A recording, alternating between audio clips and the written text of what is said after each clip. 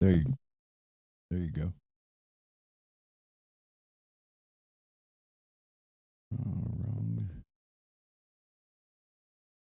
Wrong, wrong, wrong mouse.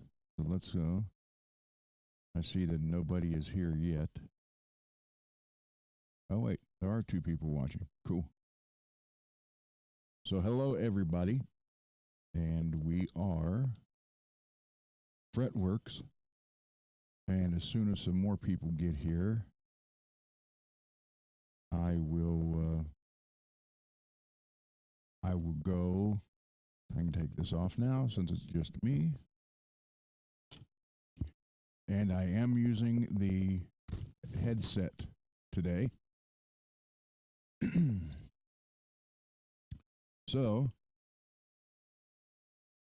hold on. Already getting text messages. There's another one. Okay.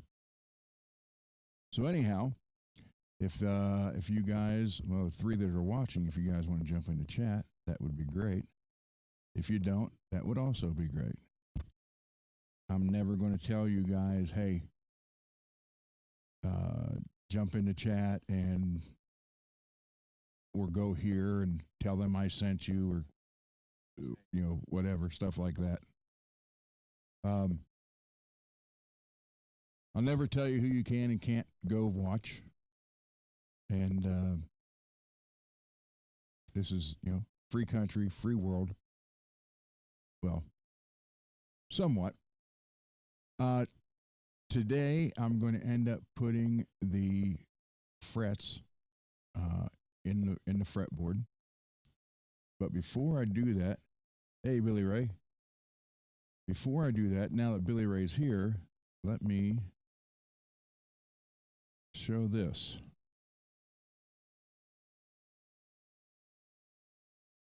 Thanks to Billy Ray being a good friend and a supporter of the show, when I hit 500 subscribers, Billy Ray offered a guitar for a giveaway. So, unlike some other channels that promise to give guitars away and never do, we will. Two of them, actually, one right there, that red one, that is from Music Therapy Laz. That will be going back to him this week. Hopefully, once the case gets here, pack it up, send it back. That's for his giveaway. And for my giveaway, this is what Billy is donating. Definitely has an 80s vibe all the way to it, which I think is pretty cool. So when I hit 500 subs, we will have a members only chat. And hold on, I can crank it up. That's not an issue.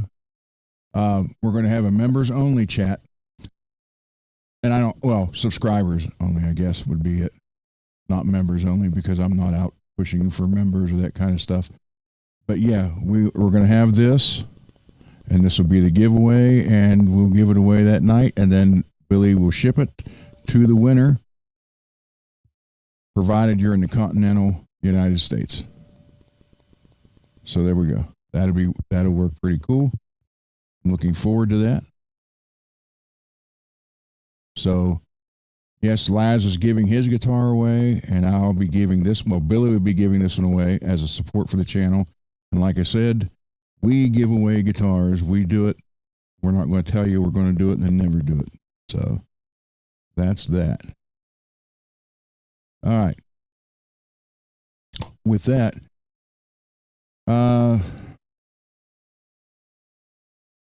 is the volume better now? I mean, I can turn it up a little more, but I'm in the yellow on the board. So can you hear me okay now? That's what I need to know. But I'm trying to keep it from doing that.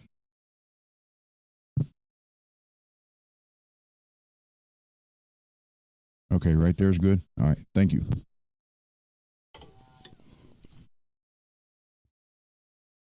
Yeah, when it's just me on here, it's hard to determine because what I hear through the roadcaster isn't what you guys hear, unfortunately. so, yeah. So we're going to at 500 subs, we are going to give that away, and then we'll have a subscriber only show. It might only be an hour long, and then we'll pick the names, pick through the sub. They actually do whoever's in the chat, and again you have to be a subscriber, so it will be subscriber mode, and then whoever's in there, and that night will be in the drawing, and as long as you're in the continental United States, you'll win the guitar. I send the address to Billy, and Billy will ship it out to you. And like if you like 80s metal guitars, it definitely has that vibe. Definitely something. It's kind of Steve Vai-ish. There you go, and maybe even a little bit of CC DeVille type. Bright yellow, pink, and green. Let's see. Here's the back of it.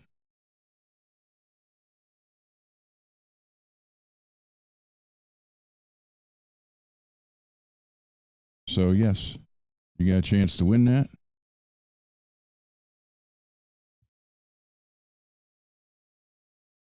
And I think you might be happy with that. Hey, we got 13 people watching. Hey, Steve.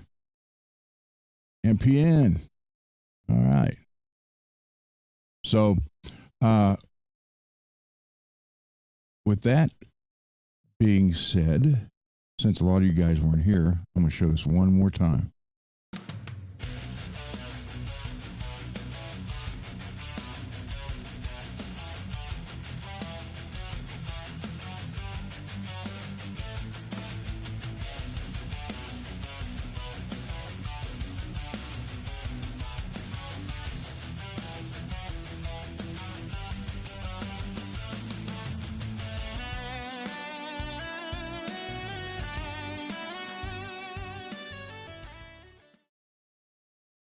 And again, I want to thank Mr. Wood, Mr. Mike Wood, for making that intro for me. I think it's pretty cool. So we're good to go. So with that said, we'll go to the bench. Let me switch cameras because that's all I have to switch now, since I still have the headset on.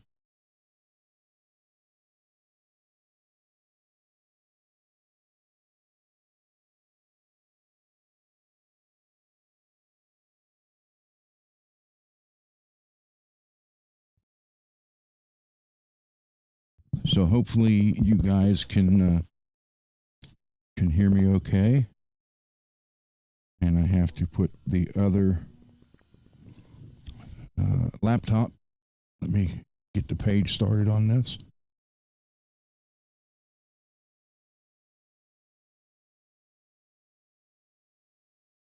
Then go out to the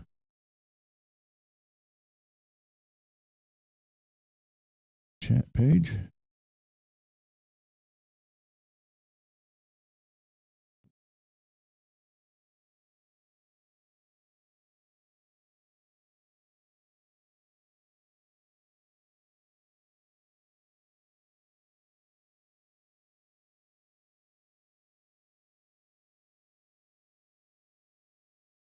Is it still there, Steve or Billy?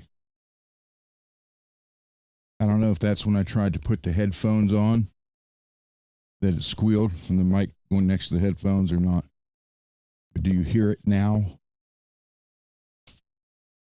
Oh, that one's ripped.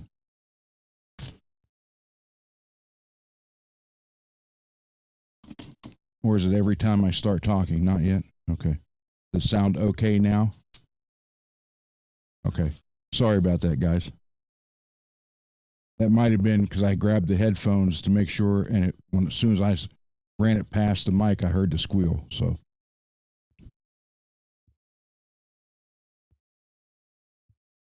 I did, however, put the gold fret in number 12 already, so I didn't just randomly grab it out of the pile and put it anywhere else. For those of you who weren't here Saturday, I had 24 frets ready for this, and then a few weeks ago I had to replace one on a acoustic. I didn't have the right fret, so I had to use one of these and make it work. So that left me with 23 out of 24. So I had gold fret material. So I cut a piece and ran it through the shaper and got it. I put it in just a little bit ago, actually, so I wouldn't forget, and just end up grabbing it out of the pile and putting it anywhere. So with that,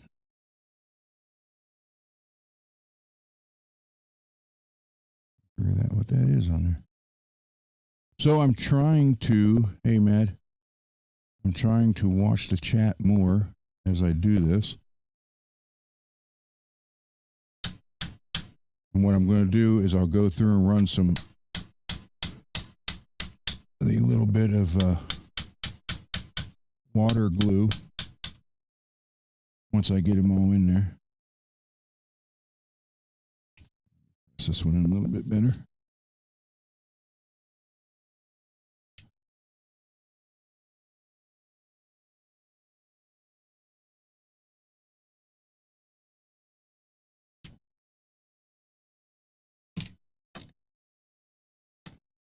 So, yeah, Saturday night I showed how to pull these out without using solder. Actually, using a little torch made it easier.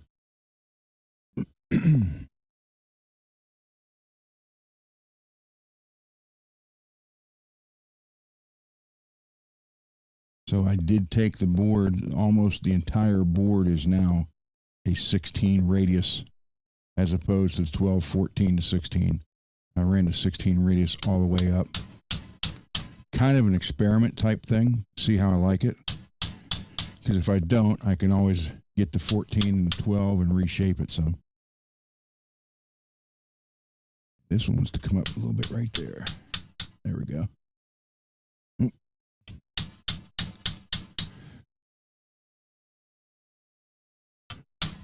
But the best way to do this is with the arbor press, but that's out in the garage, and I didn't want to bring it in here. So I'm all about showing you guys how you can do it with other tools and still make it work. You can use a brass or a hard plastic. I prefer to use that instead of the brass. So that's how I'm going to do this, to show everybody how to do it. Then we'll clip them and we'll go from there. It's not hard to do. It can be intimidating, I understand that. But I told my wife, I said, yeah, I'm going to go live at 7. So I'm not pounding on this and waking her up at midnight. Now, another thing, I could have trimmed these a little closer, but I wanted to show you, like provided, well, not so much a worst case scenario, but, and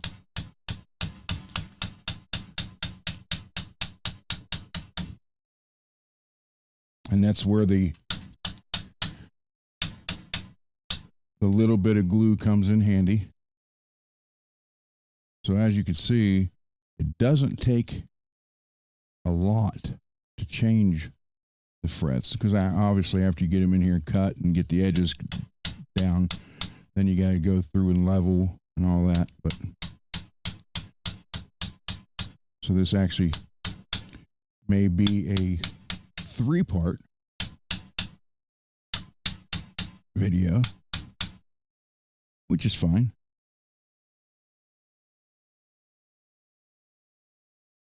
I don't have an issue with that.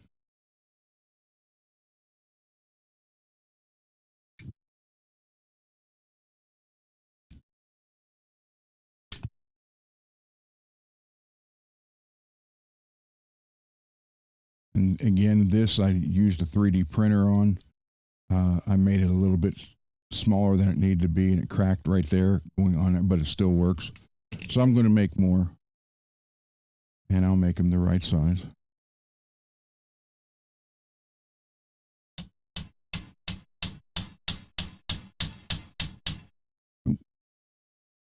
That one might be an issue, and that's the bad part because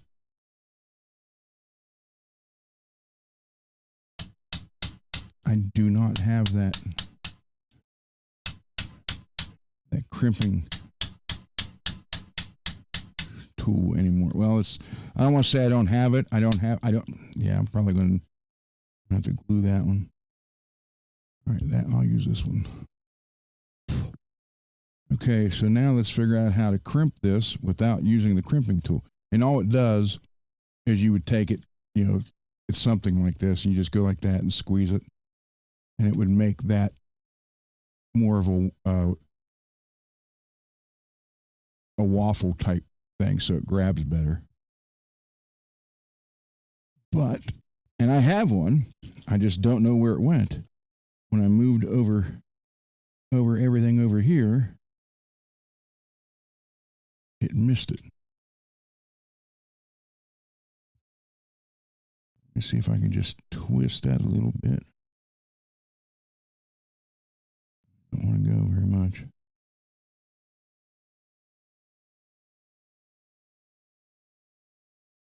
So yeah, I mean, if you don't have what you need, then you gotta find stuff to make it work.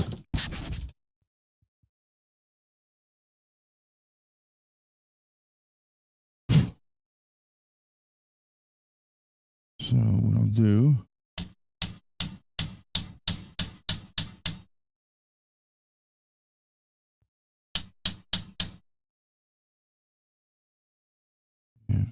then I'll clamp these down with this when I run a little bit of glue in there.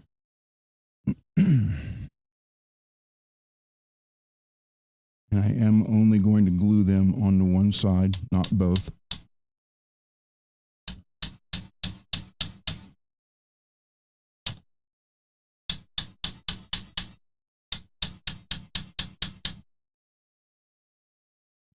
There we go.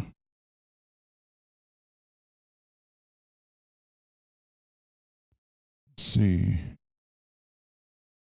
The capo, I don't know. I mean, I've never seen it done, and I've never heard of anybody doing it. I don't know. I really don't know, Steve.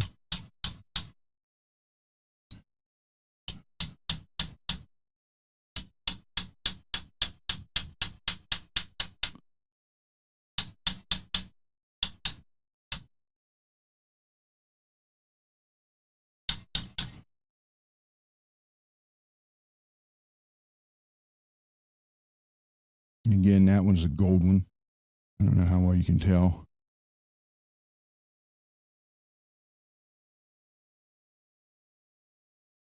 Again, this isn't a customer's guitar. This is just going to be guitar here used in the studio for recording by me or anybody else that comes down to record.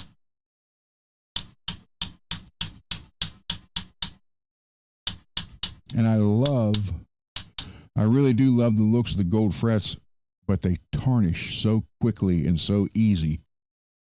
You got to constantly clean them.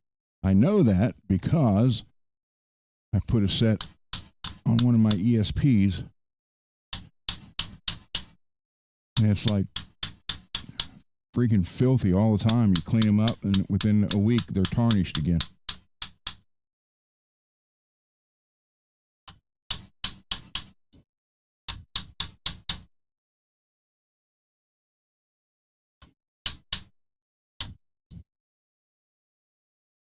Okay, we're getting there. Yeah, usually yes, Steve, I did all 16. It was 12, 14, 16. I did 16 the whole way up, which I had these set for the 12, the 14, the 16. That's why some of them are a little bit harder to get in because now I'm flatter than about the first 8 should have been.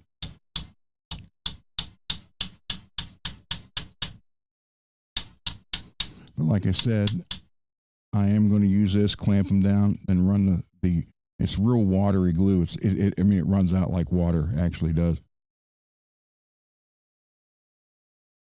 I'll use the tip for it.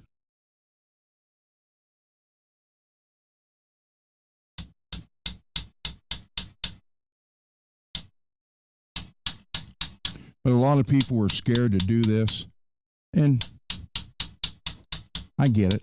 I understand it. Yes, CA glue. I have thin, medium, and thick of this. And then, obviously, you spray the activator or accelerator. And then I also have the StewMac glue. Oh, it goes up there.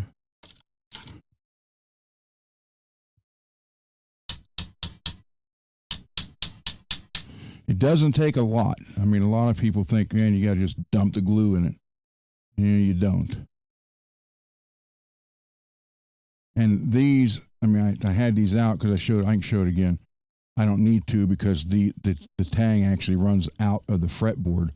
But if you had one that you didn't see the end like that, you just saw the end of the fret, you need this tool. What it does, it goes in, slide the fret in it like that, squeeze it, and cuts the tang off right there. Fortunately, this guitar doesn't need that because they come all the way out.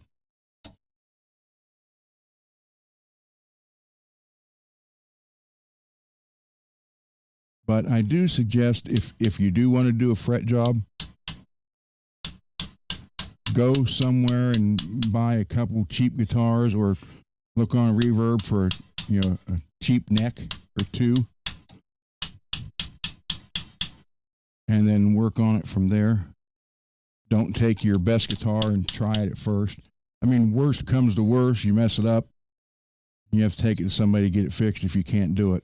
But why take a chance on your good guitar or guitars? So just go to a pawn shop or somewhere and just pick up 2 necks or 2 guitars that don't cost you nothing or hardly cost you anything. And if you mess up, it's not breaking the bank and you're not ruining your good guitar. And after you do it a couple times, then you feel pretty confident doing it. It's not hard to do. It really isn't. It's just intimidating. That's all. Because you put them in here, and I'm going to say you have a better chance at winning the lottery than you do of having putting all these in here and not have to level them.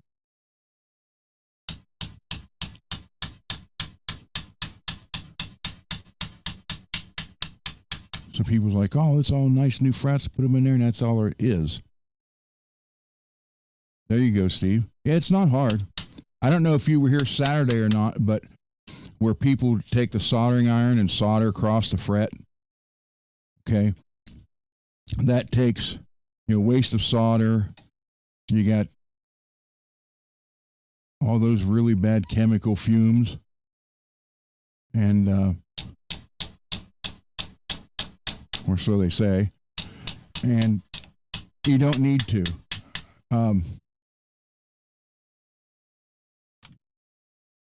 Let's see. All you need is one of these, and just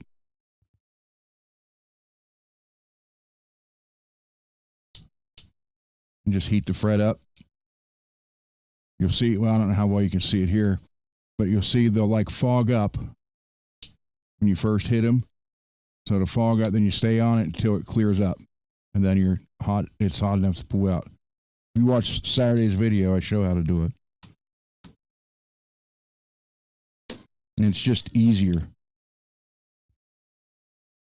And this one, whoever did this neck originally, because I bought this neck used, it's a made in Japan with the old style truss rod nut. And it had been repaired. The scarf joint actually cracked. And they fixed it all down here.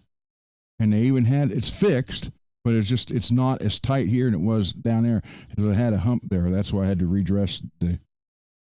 reshape the board and try to get that hump out. So that's what I'm going for. And this is going on. I will probably put this neck on the Red Jackson I got from Billy that I cut out for the Floyd Rose. Because made in Japan necks are killer.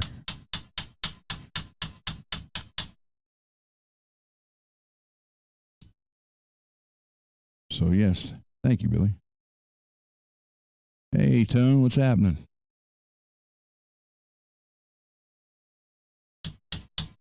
So, the whole thing with this, why am I still, okay, why am I still missing a fret? It's not rocket scientist or science. You don't have to be a rocket scientist, is what I was going to say. The only thing is when you get the fret saw and you start doing this, if you open that gap up more than it needs to be, then you need that crimping tool where you just go in like that and squeeze, and it actually puts a bigger wave in that so it grabs better. That's the only thing you got to be careful of, unless you have that tool. Or, in my case, you have it, but don't know where it is. Because I had like at least 2, if not 3 different toolboxes full of guitar tools.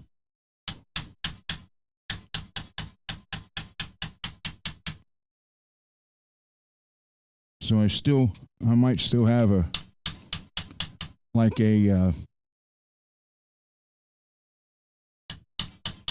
tote, some kind of like a toolbox tote somewhere that might have a couple things in it, and those pliers might be in that.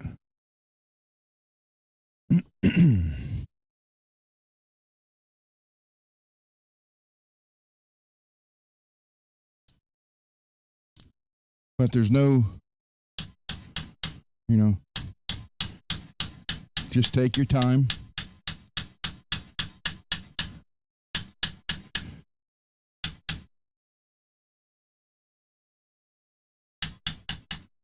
So what I'll do is squeeze each one of these with this, run some glue down it, hit it with the activator, and we'll go from there.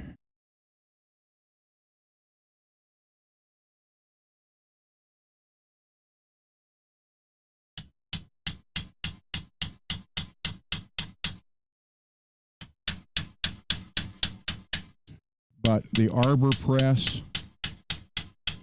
or arbor style, you don't have to go out and buy it. You can actually use a drill press if you have the right.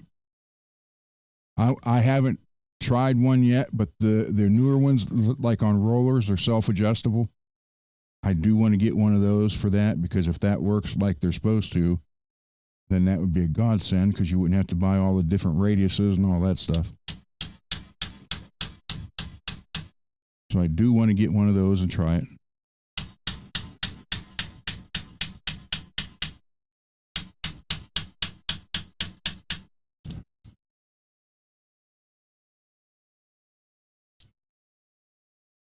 And kind of look down it and see where you got.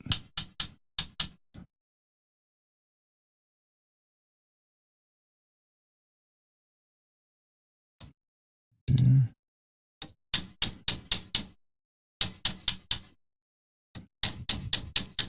So once you get them all in place, just go through and tap them again. I don't have any in, but I do recommend hearing aids, or not hearing aids, hearing safety protection.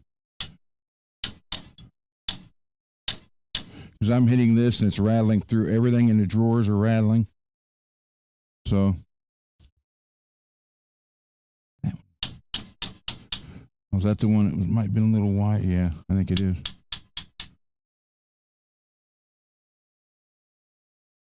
Okay.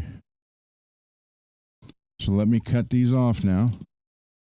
That's where you need the good cutters.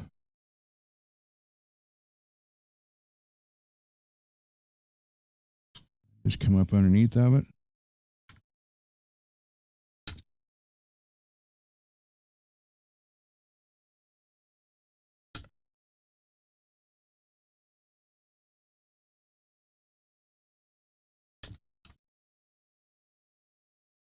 Try to keep them uniformed because I am going over them with this, and I got it on a 3 degree, so it's going to be awfully straight. Yeah, because when you cut these, it'll pull the edges out some. That's why I'm going to go back through them with that and the glue, but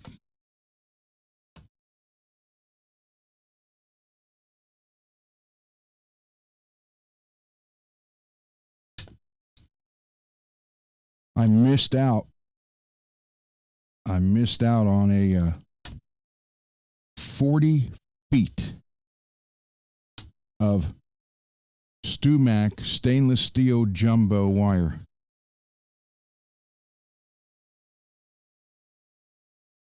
My friend called me and told me, and it was on sale. It was on Reverb, and I think it was free shipping, and they only wanted $50 for it. And he's like, hurry up. So I was not home.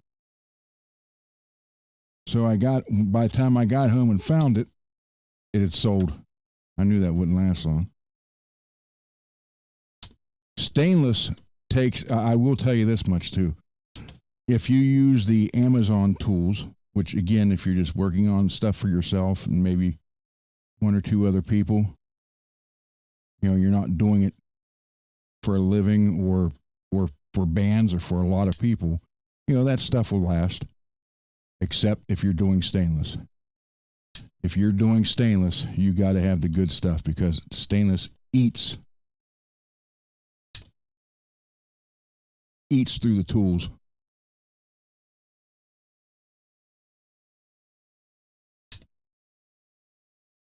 Got this stuff flying everywhere.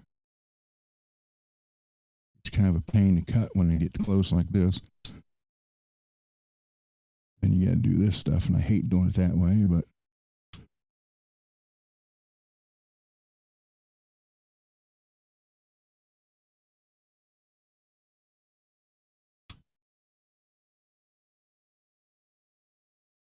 sometimes you can do two.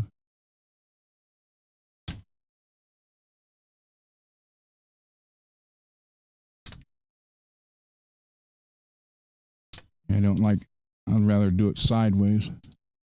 But when you're down on that where it's too close, you can't. And you got to finagle it around. You can't always get flush, so you got to do it this way.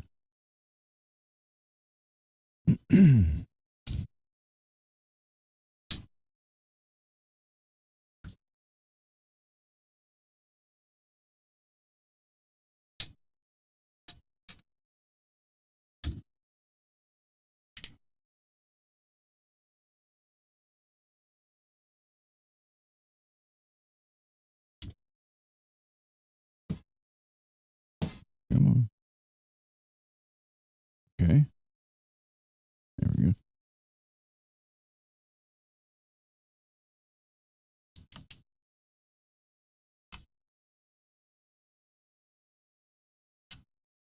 But it's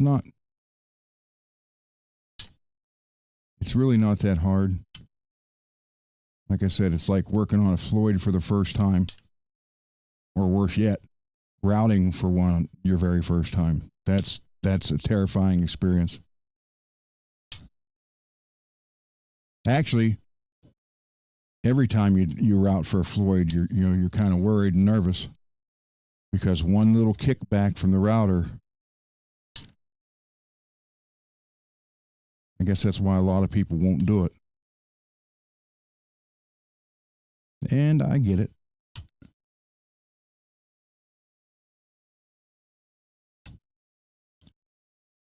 To the too close part here.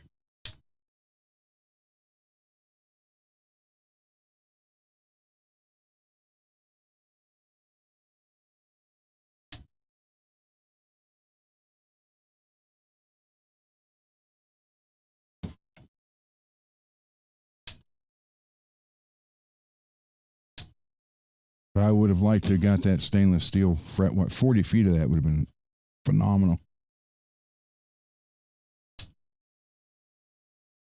Especially for $50.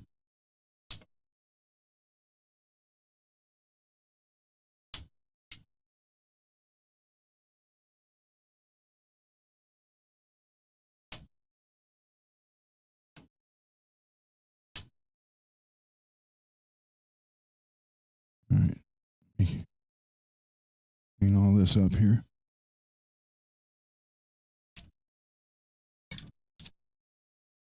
But again, this isn't hard to do. It's just you got to pay attention.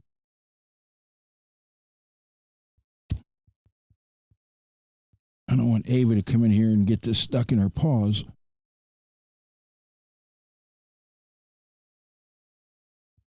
She's trying to calm down a 90-pound German Shepherd when she's freaking out because something's stuck in her paw is not that easy. Ask me how I know. Been there before. And she's strong as an ox.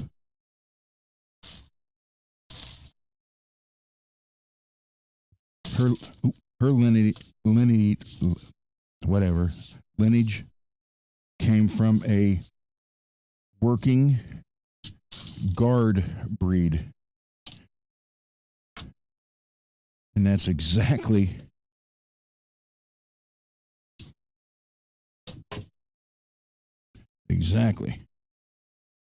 what she does.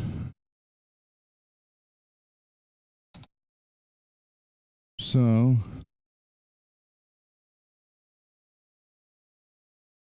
maybe I can get a little bit, snip a little closer now.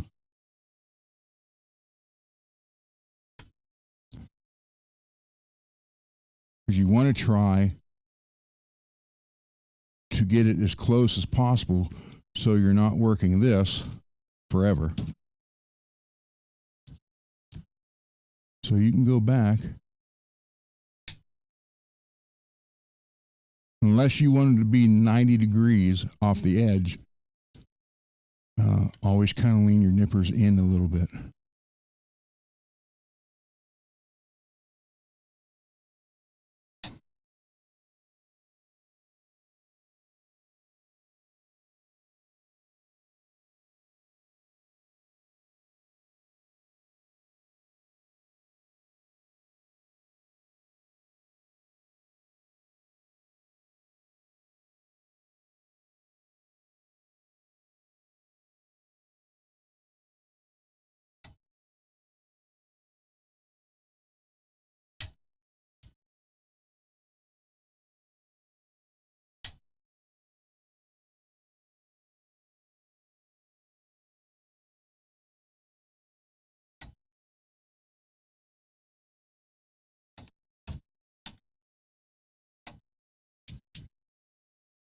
Guess I never thought about this bench being close to the wall that way.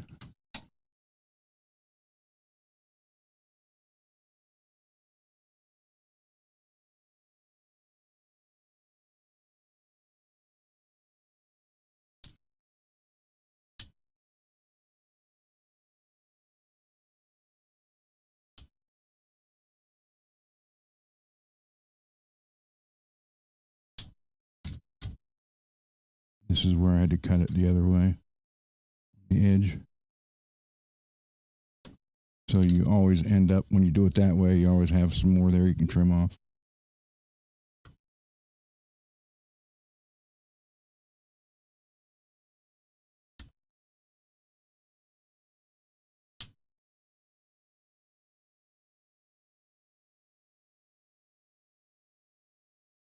I don't know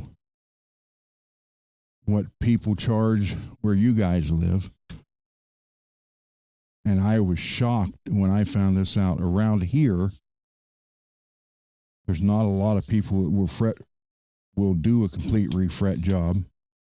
And the ones that do, I'm talking the stores, and you're looking at like $600 for them to do this.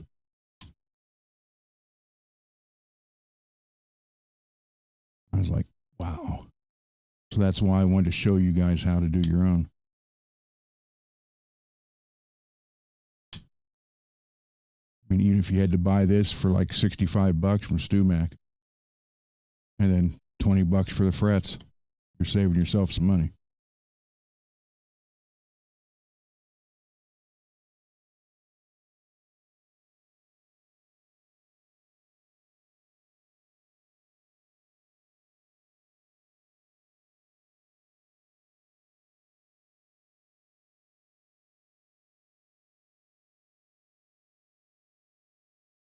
Now, the one frets I have not tried,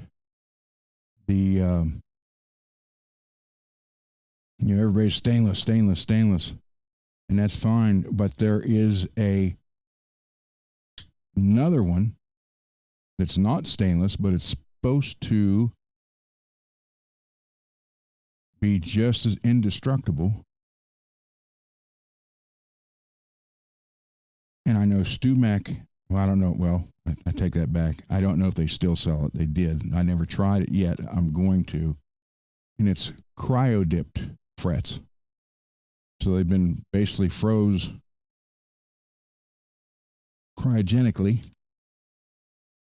And then that's supposed to make them, give them the properties of stainless without being stainless. So I don't know. I think they were a little cheaper than stainless. So I didn't buy, last time I bought fret material there, they had it. I didn't buy it, and I haven't looked to see if they still have any or now or not.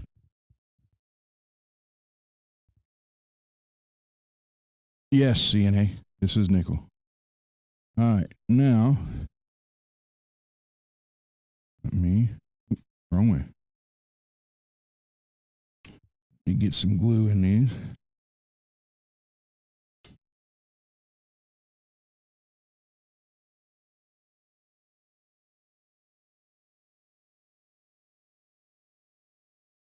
Yeah, I need to make the right size.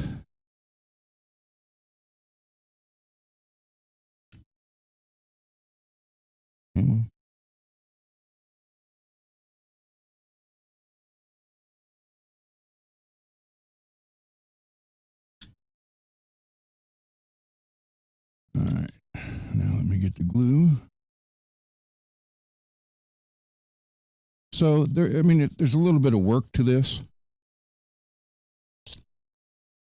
but it's nothing that's, too crazy.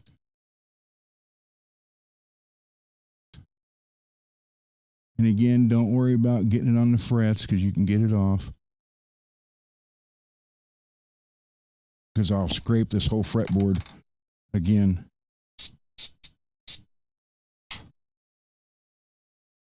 To get all the residue off, because if you look, I don't know how well you can see that, but now there's like some glue on the fret itself too, which will come off when I polish them.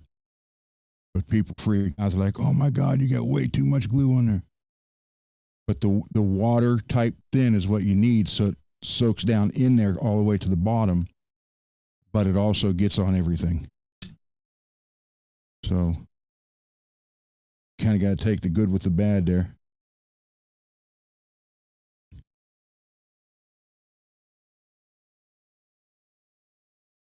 I know some people who don't put any glue on their frets. And sometimes that works out, sometimes it doesn't. Let me put that over.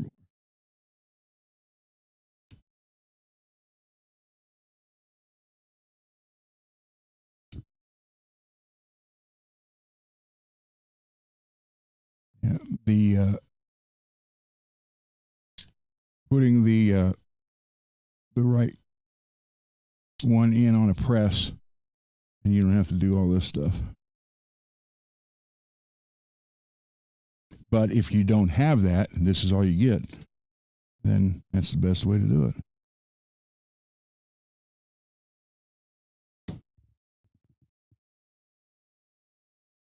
See how fat.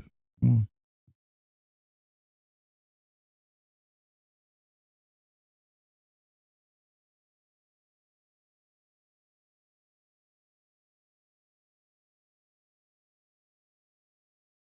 That's a little better. Wasn't as much.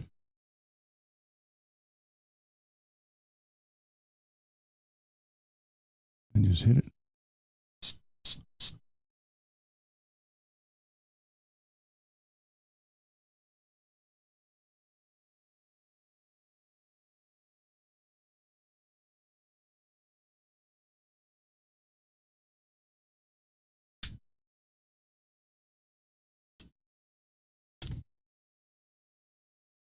And again, like I said, it gets on the fret. People freak out when that happens. Don't worry, it comes right off. You scrape it off with the razor blade, or when you do the fret polish, it'll come off the fret too. But people see that and instantly freak out, and they're like, "Oh my God, it's all over the fret. It's ruined." No, it's not.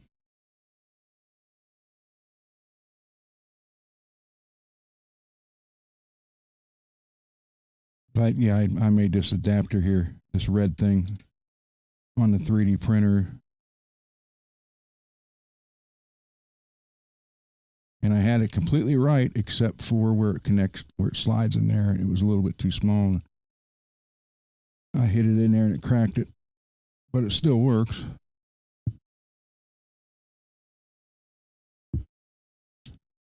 I'll make the right size one.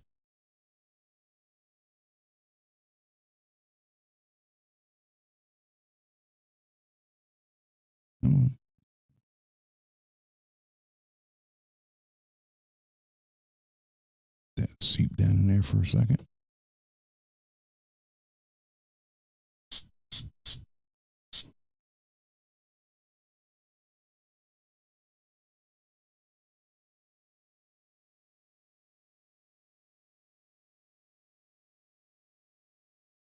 So you'll see like that glue right there. That'll all scrape off.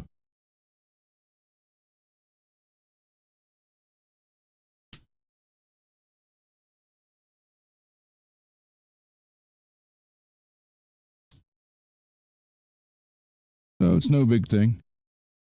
And like I tell people all the time, it's just metal and wood. Some wires. But nothing that can't be fixed.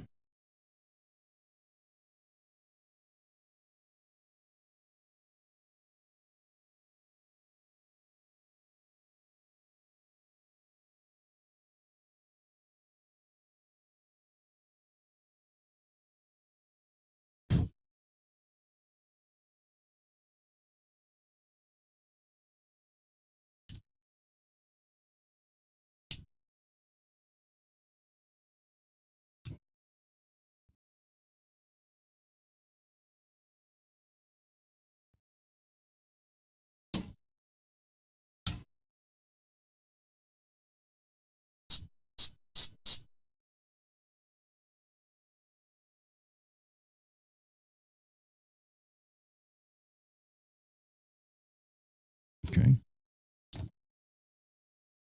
Glue stuck my glove.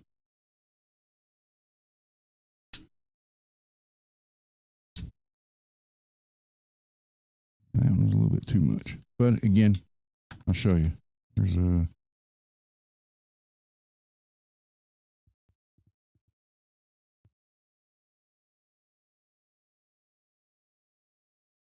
I just love working on this stuff, guys and gals. Sorry. And if I can show you guys a way to save some money, then that works out perfect for everybody. Makes me happy. You guys save money. There you go. I just want to do that to show you guys there's nothing to worry about. Get out of there. Same thing on the side. My glove is.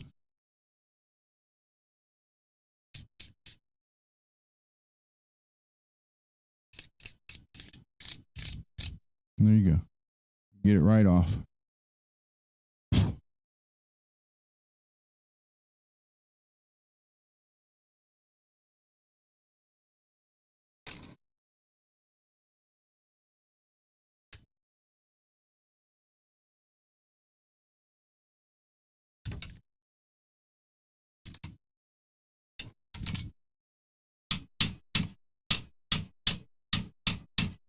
Friendly tap. That glue there. But let me change this.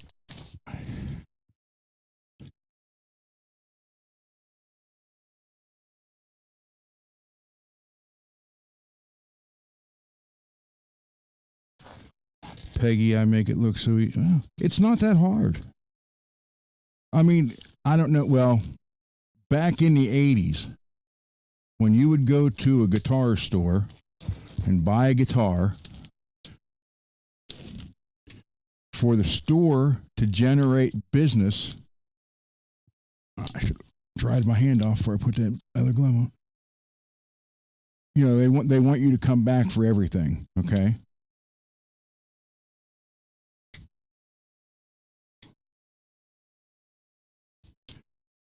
So, the first thing they would tell you back then, I don't think they do it anymore because now with the internet, people know.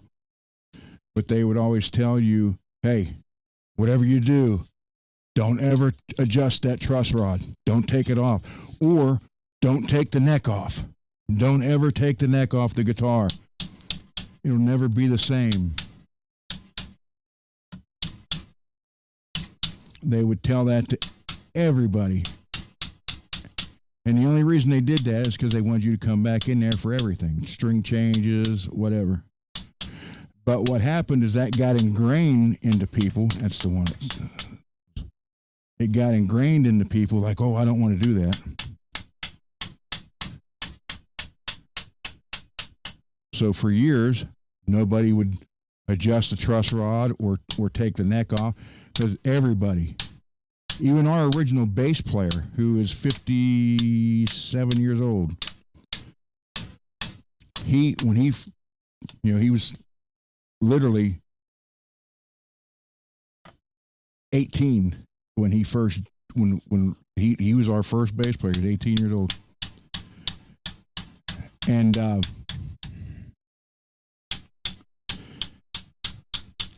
his bass, the action on it was so high, it was crazy. So we were at practice one day, and I said, dude, let me work on that for you. He's like, well, okay, what are you going to do? I said, I'm going to have to shim the neck.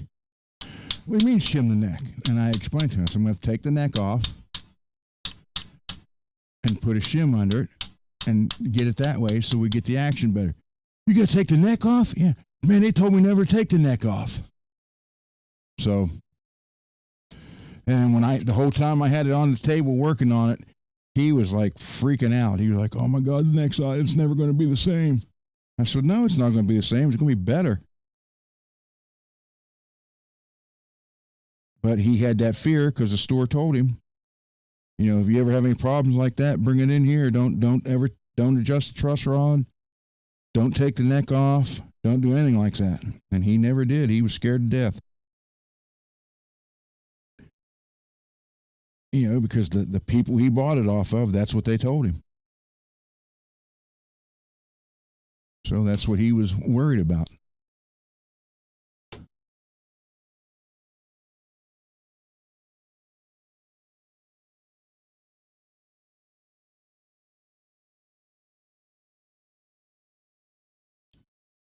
But if you don't try it, and you don't take it off, you'll never learn how to fix it.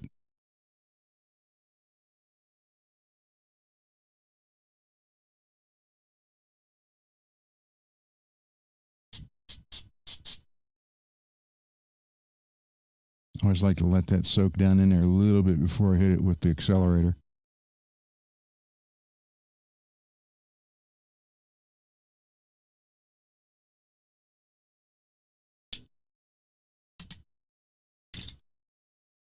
So, yeah, all that glue come off.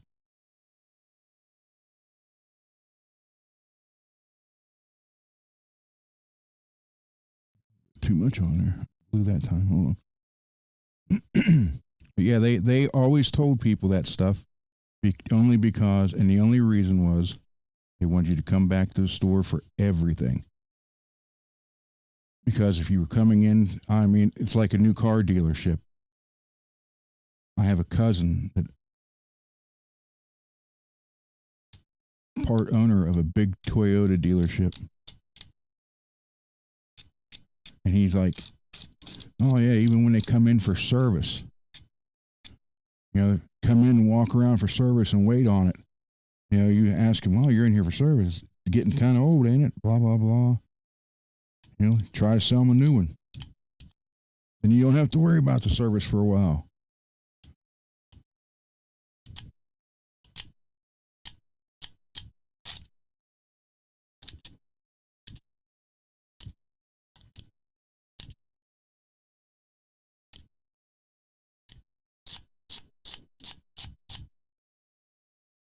And the same way with, dang it, same way with good guitar stores. That's what they all did back then, was to get you in there.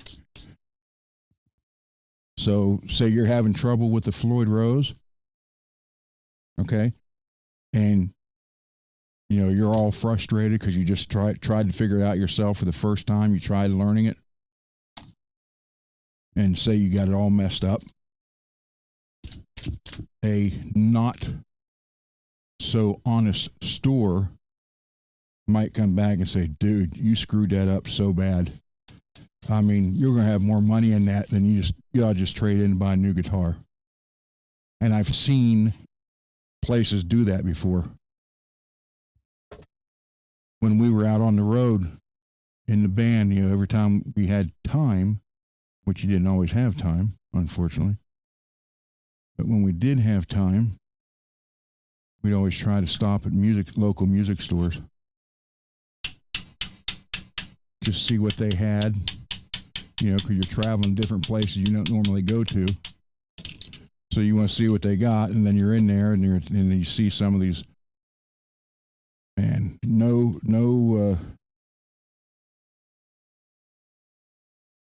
apparently no, word am I looking for? They could care less about you. All they want is to make that sale, sell that other guitar. They didn't care what they told you. You know, oh, it's damaged beyond repair, dude. You got the best thing to do. You know, we'll give you $100 for it, and you can buy something else. And then when they leave, their tech fixes it, and they list it to put it on sale. They list it for sale. No, what word am I looking for? Peggy, what word am I looking for?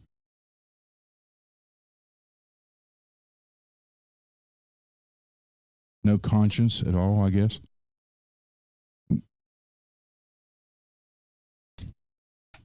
Got glue on that again.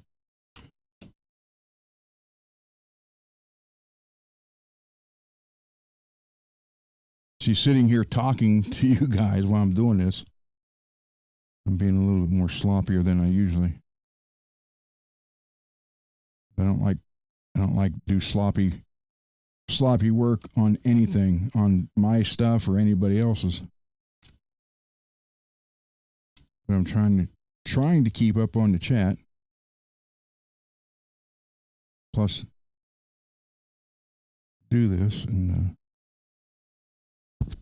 getting a little bit sloppy. And again,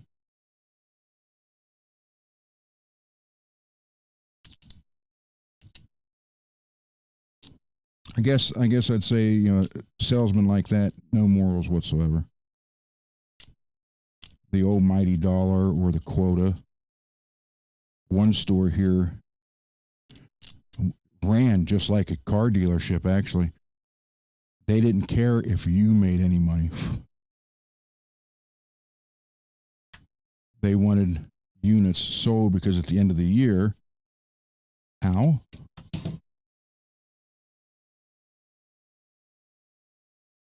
what the heck?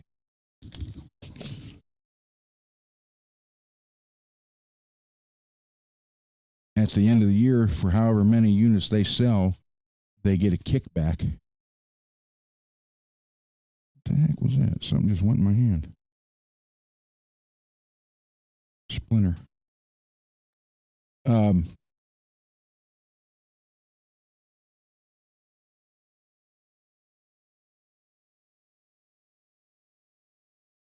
Got it. Yeah, so they didn't care if you made money. It was like, you know, new car. You go up to the new cars, and it was.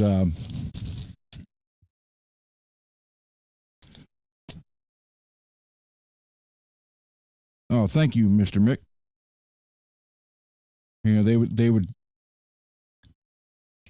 the general sales manager would, you know, come over and help you with the deal, and then you made $50 off the car. So that way, and they had certain ways of looking at that. You know, $50. They're like, well, no one, you know, you're going to pay this no matter where you go. $50 deal. You're not going to get any less than this. Okay, what happened here? And the salesman would make $50 off of it, so they know you can't survive off that. So what do you got to do? You got to sell a bunch of cars. So you make $50. Let's just say you sell 10 cars, you make $50. You made $500 for the month, or for those 10 cars. That's it. Yet the store, the dealership would get like $1,000 back at the end of the year off each one sold. So they didn't really give a crap about the salesman. They were all about the rebates from getting everything back. So, and there's some bigger guitar stores that are that way. I always tried, and again, you know, it not always the way you want it to work. But I always tried to buy my equipment from the littler stores.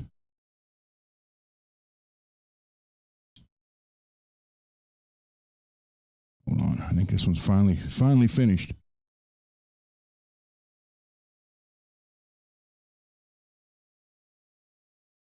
I was telling you the other day, I usually get 3 to 5 times out of one of those glue wicks. I think that was the last one there. But yeah, I always try to do the little mom and pop store. But sometimes, you know, they may not have what you want. So you got to go to the bigger stores. But that was, you know, during the 80s. Now, you know, now they got to worry about the internet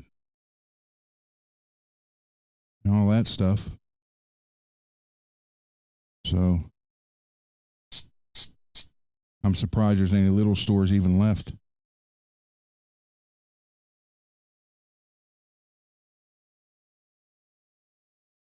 Oh, I wouldn't doubt that, Peggy.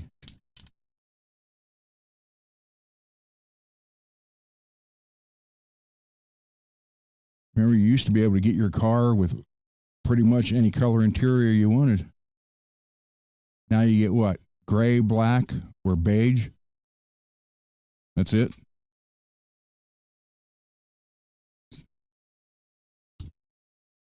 I know when my dad ordered his brand new 19 in 62, his 62 Impala SS. He ordered it black outside, red leather interior, white convertible top, and the 409 4-speed. We still have the receipt from the. He got it from a place called Kachinkas Chevrolet, and it was $4,200, brand new.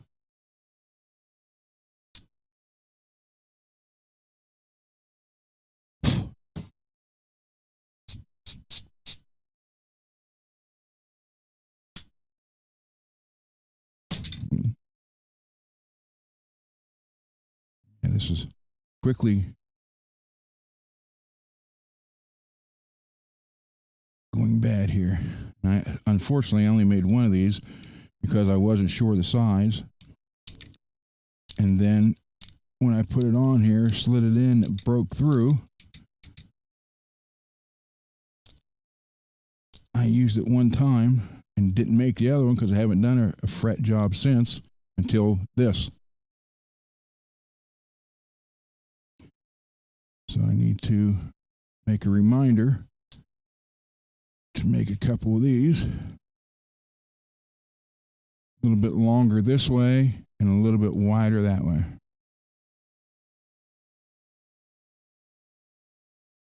But if you don't have one of these, I've seen guys put glue on the fret and then beat the crap out of the fret with a hammer real quick. And I guess that would work as long as you didn't spray activator on it right away. But this water type glue just comes out so freaking fast.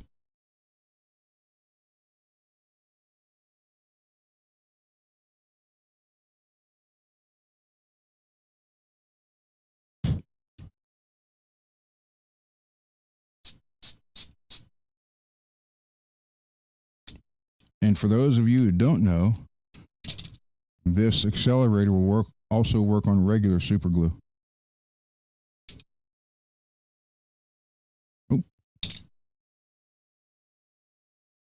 Yeah, this is getting very sloppy here.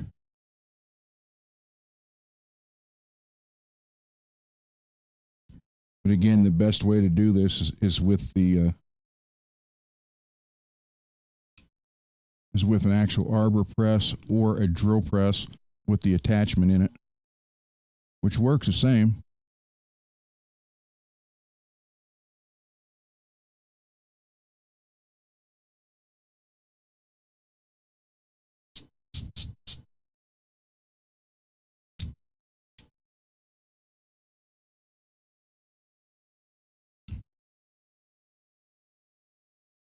But never fear, this is all able to be cleaned up.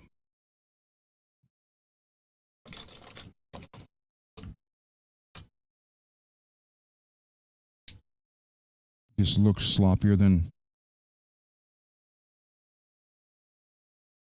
I like. Because I'm, like I said, trying to see what you guys are doing or saying.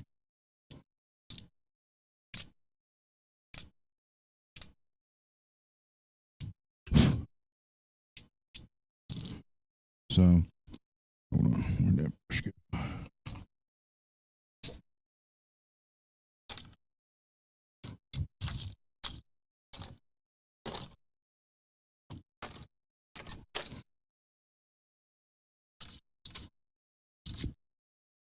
So we'll leave that out.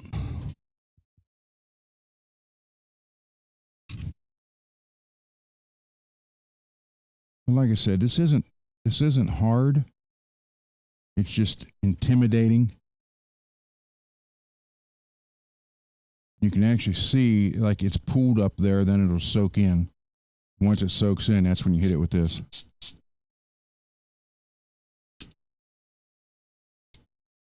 Hi, Holly. How do I sound tonight, dear? I hope better.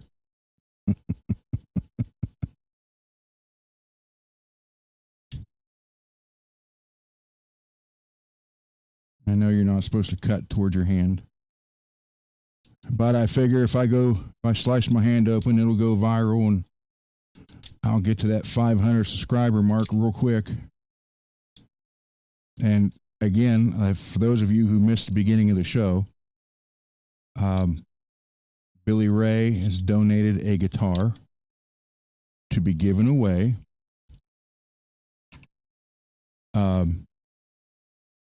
When I hit 500 subscribers.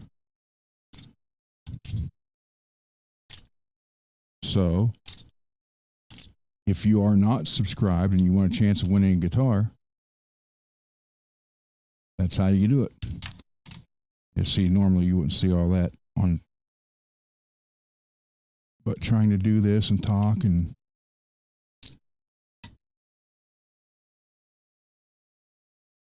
read the chat.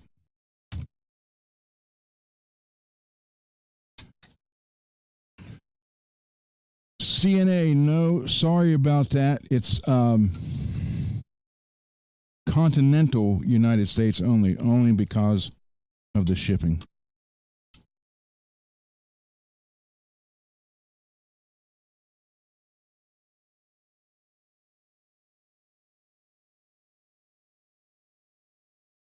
And Billy is doing this out of the goodness of his own heart. You know, it's his guitar, and he got a hold of me and said, "Hey, I want to help out your channel.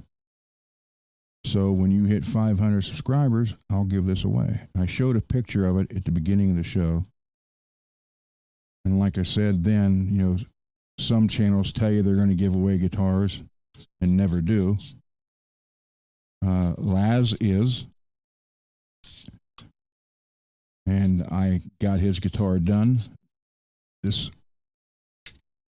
past Friday. And as soon as I get the case for it, I'm sending it back to him. Then he'll do his giveaway. And I'm doing this one. And what I'll do is we're going to do a subscriber mode only chat. And then we'll pick the winner. And then you'll email me your address. And then I will forward it to Billy Ray. And Billy Ray will ship the guitar to you and send you a tracking number. And it's his way of helping this channel grow. So I want to thank Billy for that. I mean, I know I've always said I'm not out here for subscribers or whatever, but for something like that, you kind of got to be.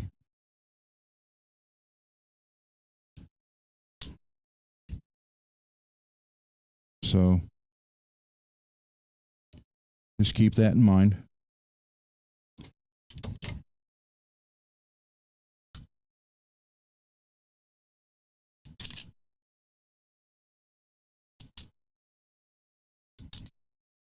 And I do want to thank Billy Ray for that and how much I appreciate that.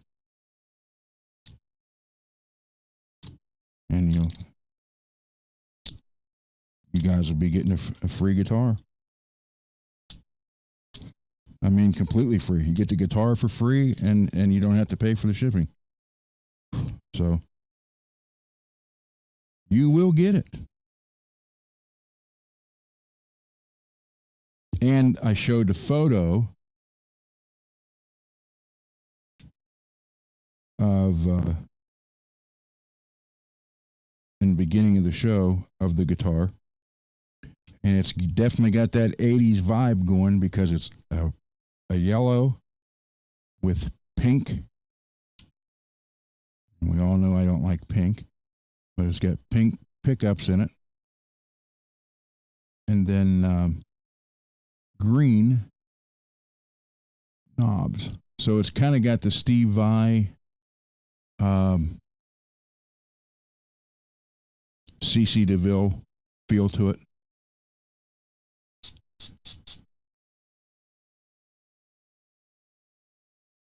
And it is a Strat style guitar. Uh-oh, see how that's sticking?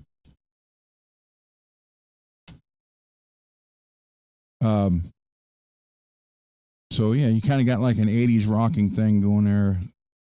Hair metal. So I think that's a pretty good giveaway.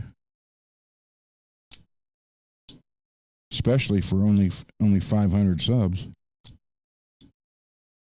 I know my other channel I had for shooting at one time had thousands, but I haven't done anything on it for probably 6 years.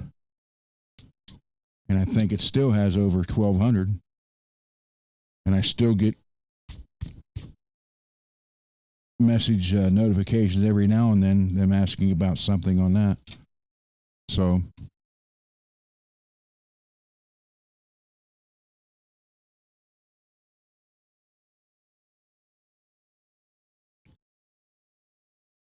just a reminder, if you want to try to win a guitar, then that's how you do it.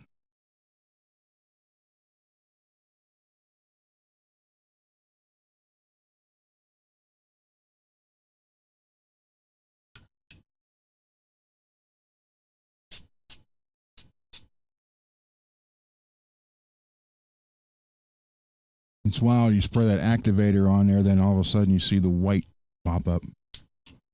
And it's going to stick again. Look.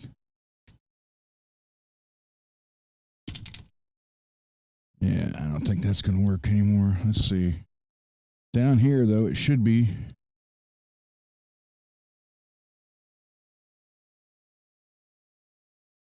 That one's off a little bit. This one. Sorry about that, guys.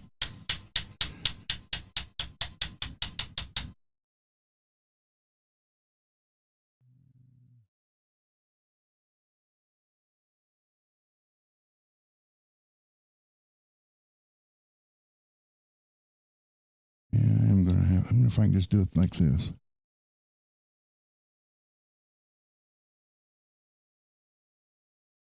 Just enough to press it. Yeah, do it that way. I won't use that thing right here because this is the really, although pretty much the whole board's flat now, but this is still the.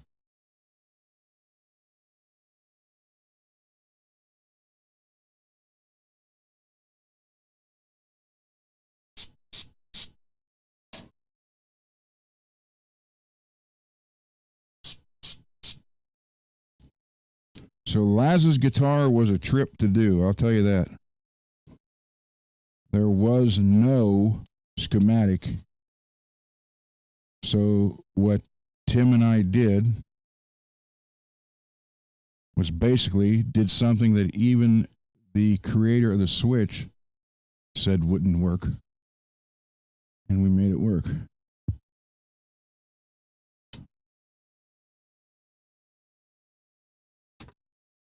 So the guitar definitely makes different sounds.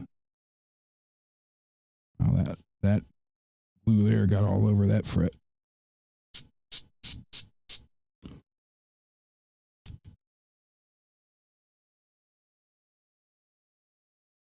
Do this. Hey, there we go.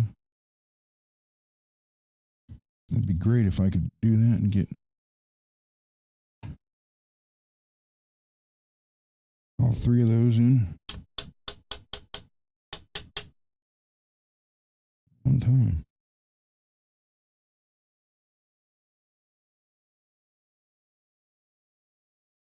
So, and Laz did, well, he was going to, I assume he already did it.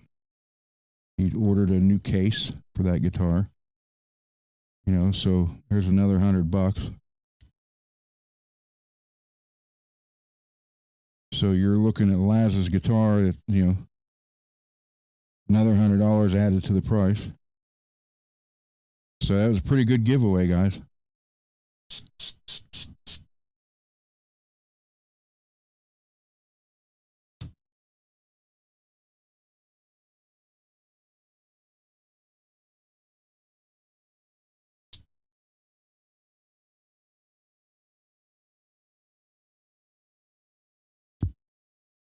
Yeah, definitely need to make a new one of those. Look at this, tearing the gloves up. So,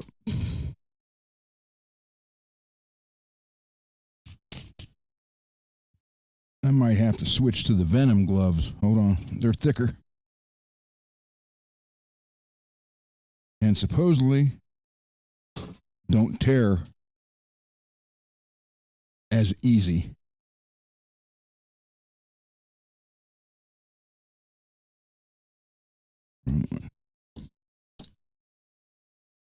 Let me take this off and rinse it out real quick so I can get a couple more uses out of it. Hot water does that.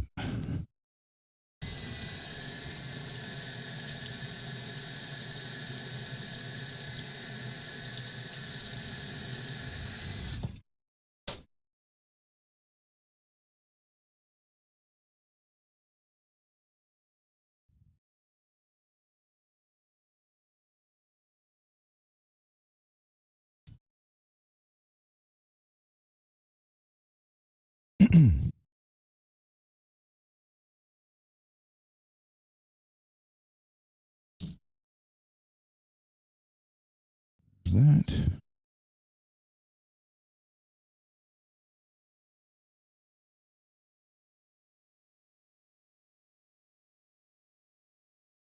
That back in here.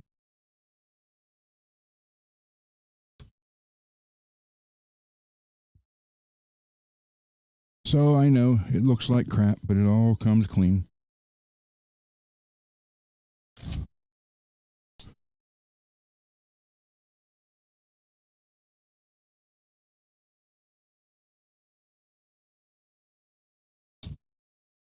Wow, these are a lot thicker, plus they're lined kind of.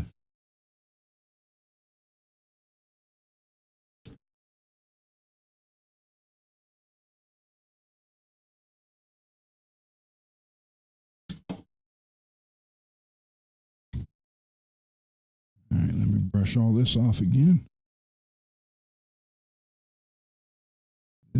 Don't need this. Put this back. See, when you take stuff away from the bench that you're not using, that prevents the opportunity for a mishap.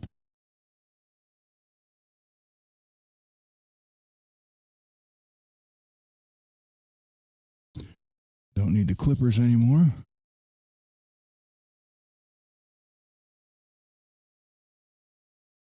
Don't need that anymore. Shouldn't need that.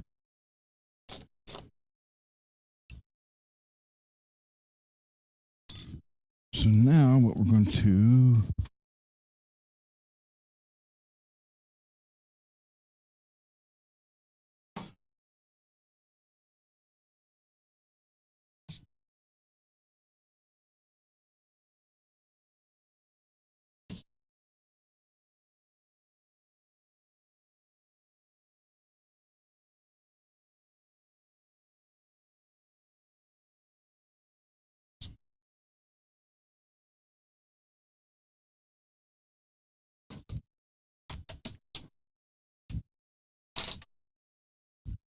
I do wish a guitar.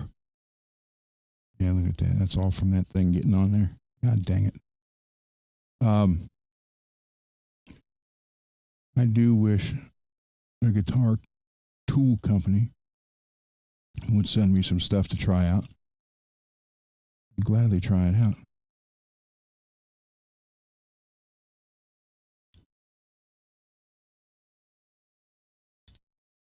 That's way too much. Again, it's not paying attention to what I was doing. All right, hold on. So you have a fine machine file in there. And all I'm going to do now is kind of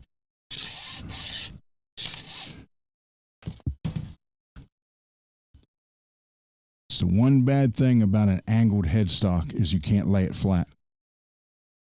So you have to have it on a holder.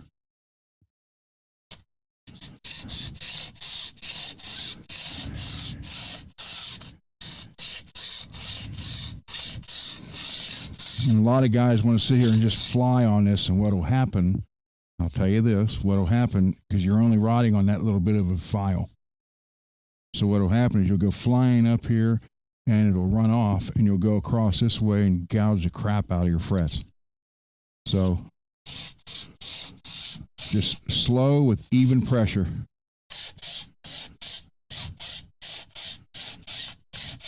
What I'm doing is taking these edges down. You see how shiny they are now already. Taking them down so you won't have the fret sprout.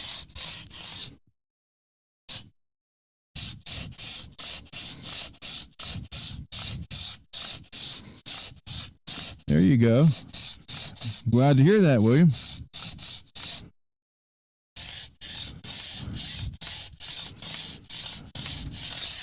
You know, sometimes you just got to jump in and try it.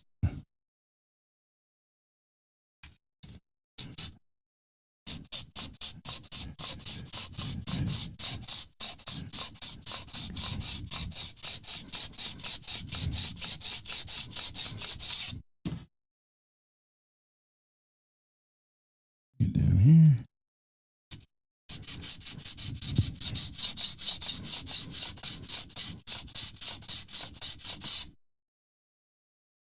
You know, there's nothing, when you do it yourself and it works, that's a great feeling. I'm not trying to sound like Mr. Rogers, but in a way, he was right. Plus, you know, if you went to a store to have that done, level, crown, and polish, around here, you're probably looking at $150.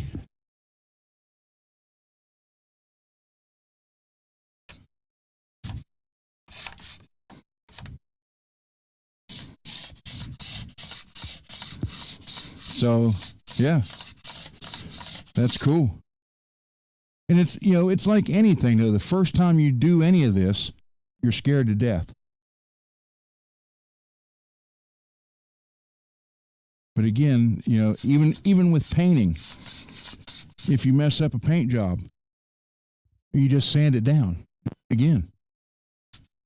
Whether it be a car or a motorcycle or a van or guitar.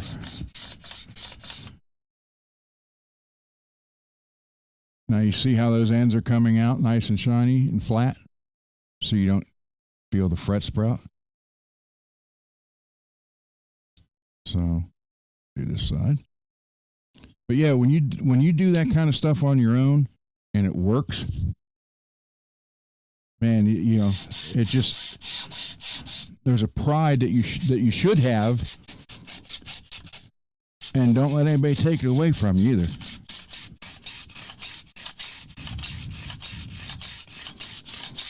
There you go. Yeah, it's always scary. It's like, man, what if I mess it up? Okay, well, if you mess it up, guess what? You just refret it. Or level it again, because you can, especially if it's never been, oh, now see right there, I did a mistake. I swung it back and kind of went over where to hit.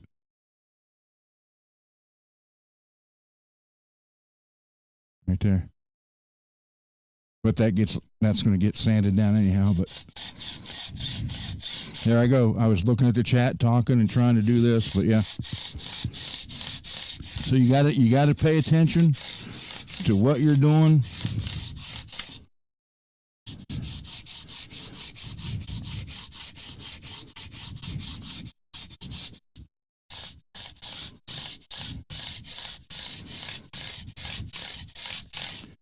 And work it and just do it slow.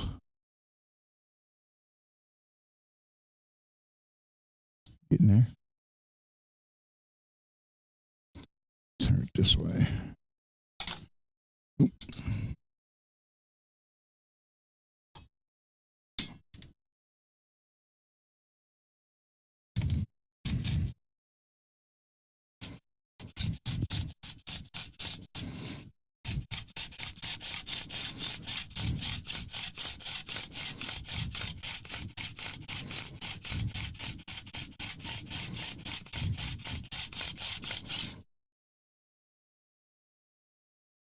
Yeah, when you do something the first time, no matter what it is, it can be scary.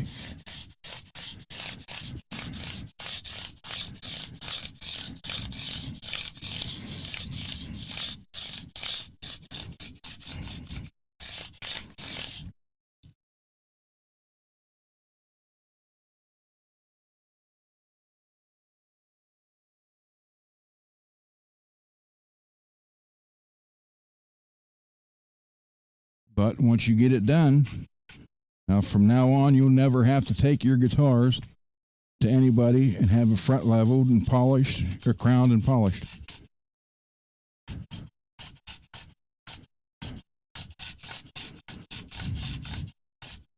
You can do yours from now on that way. And you can help do some for some other people too. And either, make a little side cash doing it or just do it to help them out.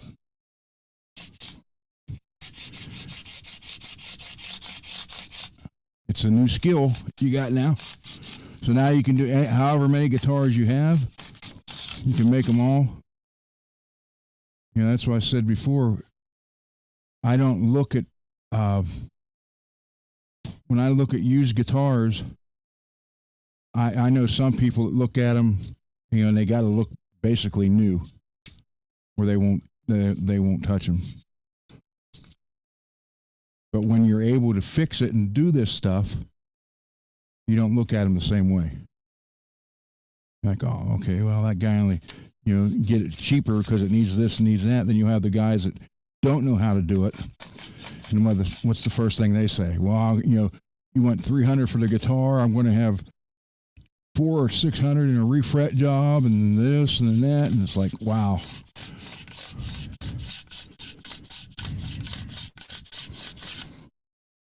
But with YouTube now, there's no reason why you guys can't do a lot of this yourself.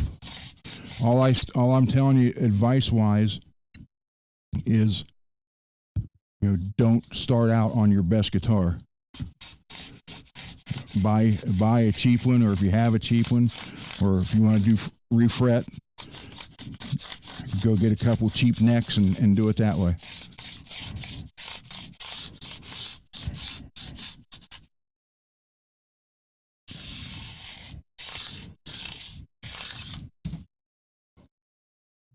At the edges. Much better. Now, where I'll have to crown over them, but I got to get all this extra glue off. In the file.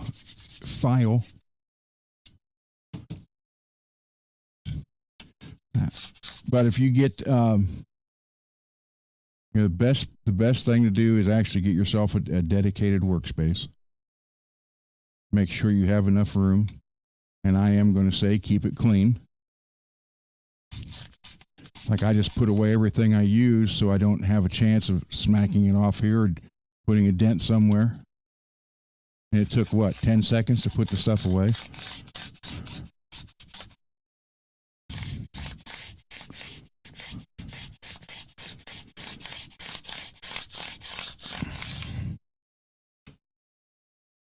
But, I mean, if you're only doing it for yourself and you're not worried about that, then I get it. But where I do a lot of this for other people, I can't take the chance.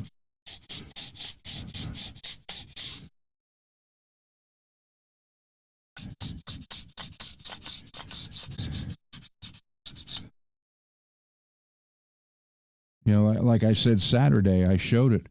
Mr. Mick Charvel. He shipped it today to me. And I'm going to work on it, route it out and everything for Floyd. Am I scared of no, I'm not scared, but you always have that fear in the back of your head. That router catches on something and kicks. So I guess it's a good kind. I guess you could call it a fear, but it's a good kind because then it makes you a little bit more cautious and make sure you make sure you're doing it right and you're taking the time.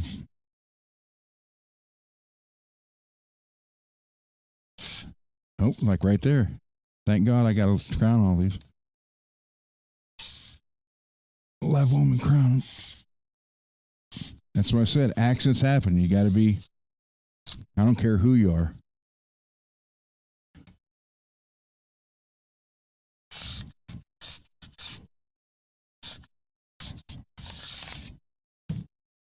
Okay. I'm not going to wipe the bridge off or the bench off yet because I want to scrape this glue out. So yeah, I mean it's good to be a little bit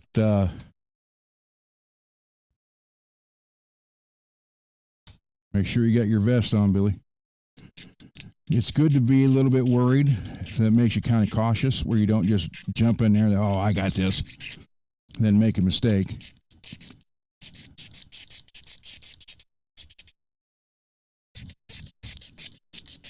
So you gotta be careful. You gotta watch what you're doing. And I look at it this way. I'm always learning. And that's why I want to have other guys on the channel who actually work on guitars and fix them or build them completely. So you guys can see there's other ways of doing it instead of just watching me. And maybe I can show them something, and I'm sure they'll end up showing me something. So it's just something to look forward to. Anytime you can learn a new skill for free, you need to do it.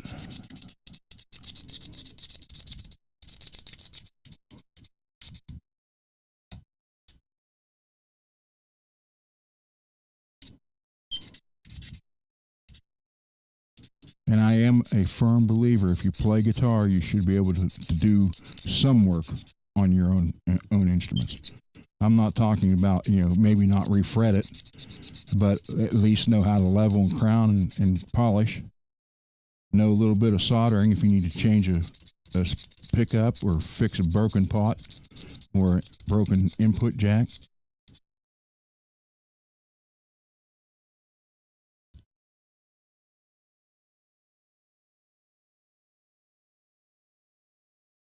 Because all that stuff saves you money in the long run. And money, fortunately or unfortunately, you can't go without it.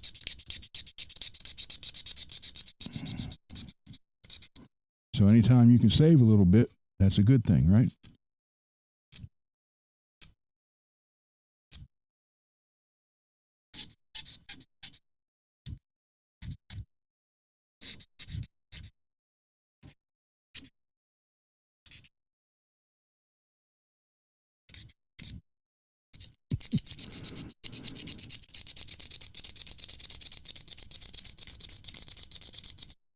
No comment.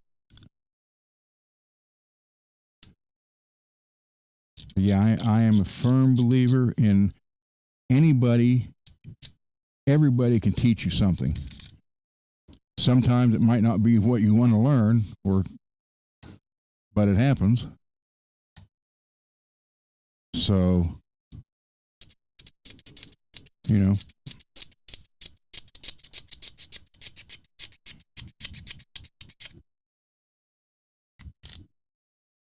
But again, like I said, I don't have a Patreon on here.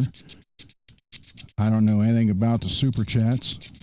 I guess it's a YouTube thing, but I don't have it set up. So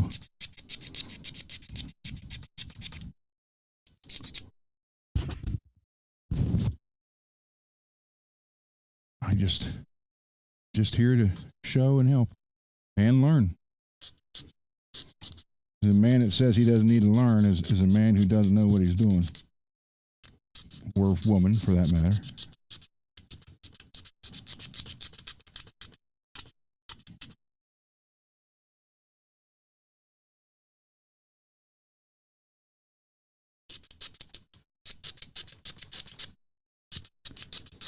I would rather, if you guys do want to help the channel, that's great. That's on, that's your choice. And donation of parts help more than you believe, more than you would think. Because it helps get the instruments in people who actually really can't afford anything.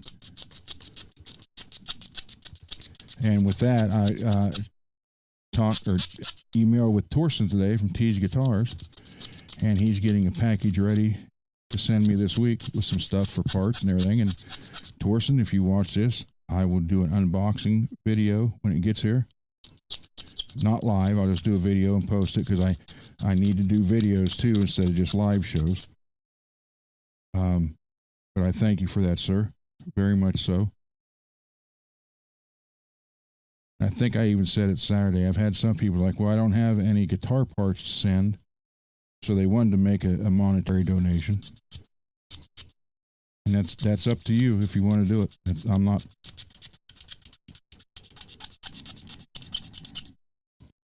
saying that's what you got to do or anything. But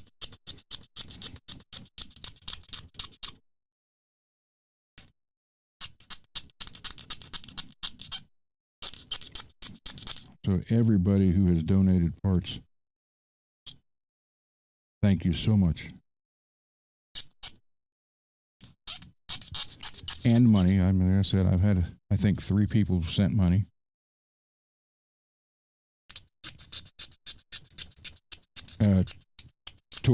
Tees Guitars will not have. I am going to do a black telly for Torsten in Holoflash. I'm going to do a one-off custom for him, and may do some other hot rodding to it also.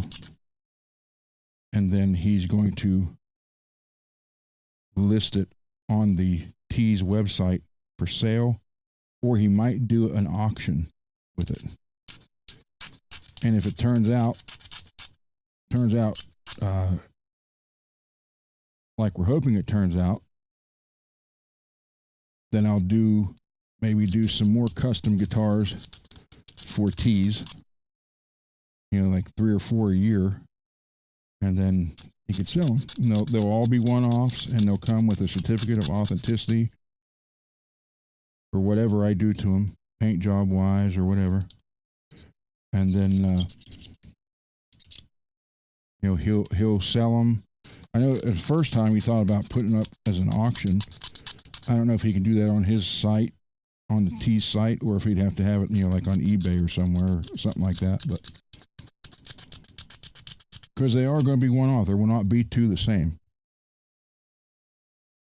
So, but he told me he wouldn't be getting any more black tellies until June, and then he's going to send me one, and I will.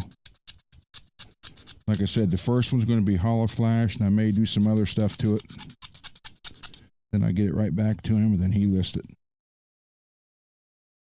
I'm hoping, it works out, because if it works out, we'll do some more. That helps him out, gets people, more people interested in Tees Guitars, and he gets more people interested in my finish work. So it's like a win-win, and whoever buys it gets a one-off custom guitar.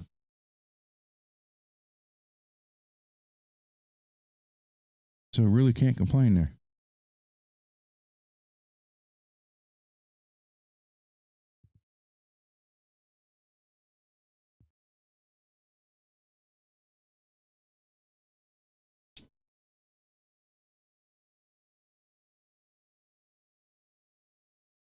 Cool. There you go, man.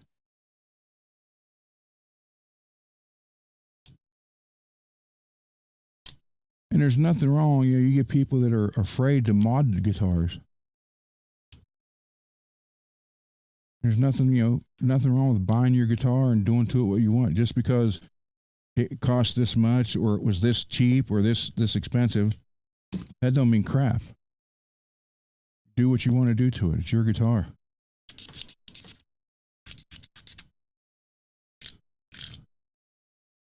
If you want to just beat it with a hammer, I mean, that's what you want to do. I personally would not do that,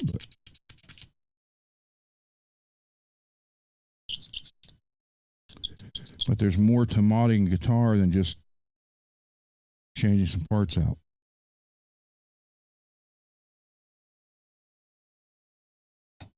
Like this.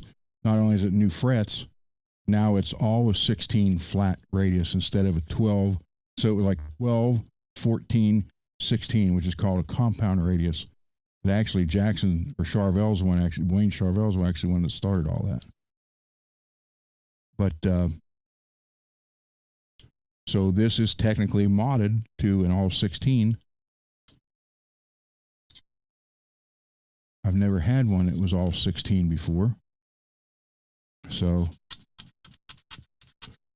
plus new frets, and I guess you can say with one gold one.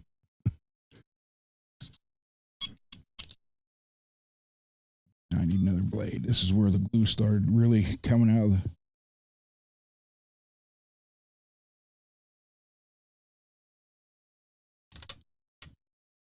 But yeah, there's so much you can do. And like I said, now with YouTube, I'm not talking just about this channel. There's other channels that do a lot of good stuff. Then there's some that don't do that much. But it just depends on what you're looking for and what you want to do to it.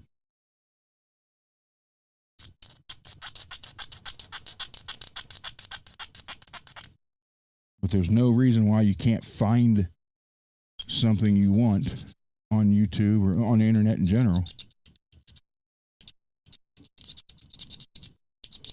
But you'll never hear me turn down a new someone on here else. Yeah, sorry.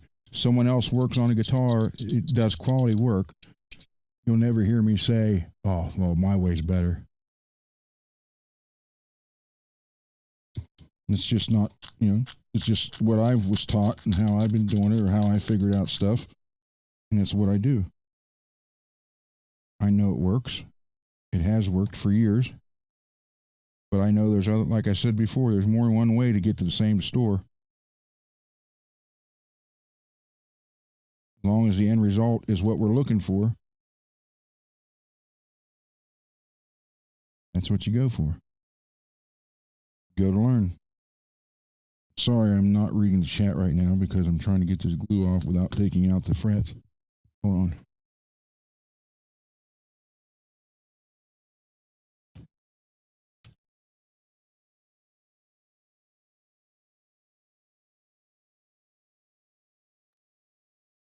Yeah, so that's what I'm hoping. I'm hoping a 16-inch radius all the way down will make a big difference. Shouldn't have any string buzz. I should be able to go really low with the action. Too much glue. Some of these.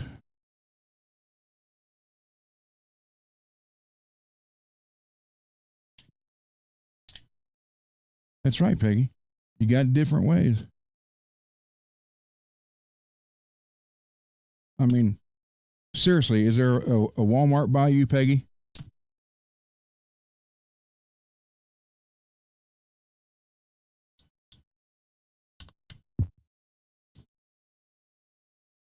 I'm going to assume there is a Walmart somewhere around you. Usually there's a Walmart pretty much everywhere. But I guarantee you, there's more than one way to get to that Walmart.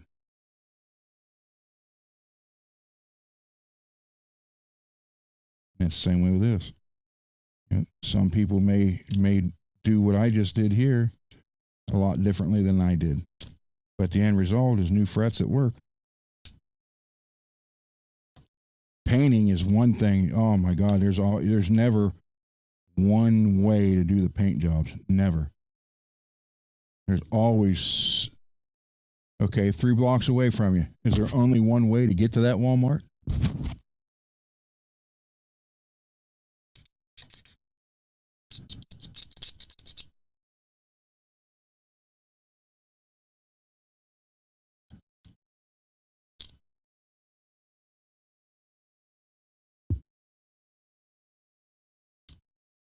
Wow, you guys are that far behind on what I say to what you hear?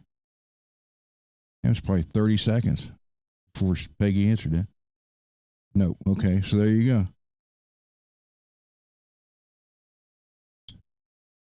There's always more than one way. Then you get some guys say there's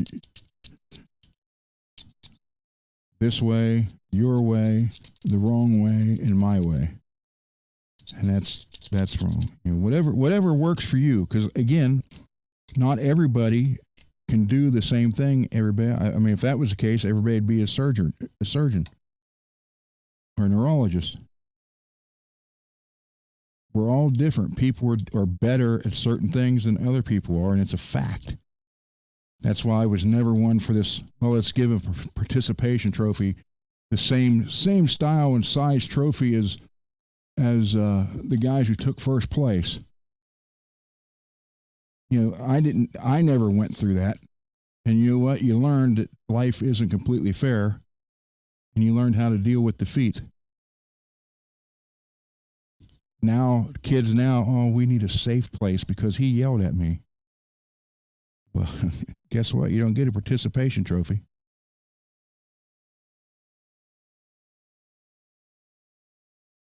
That started when Cole was in second grade.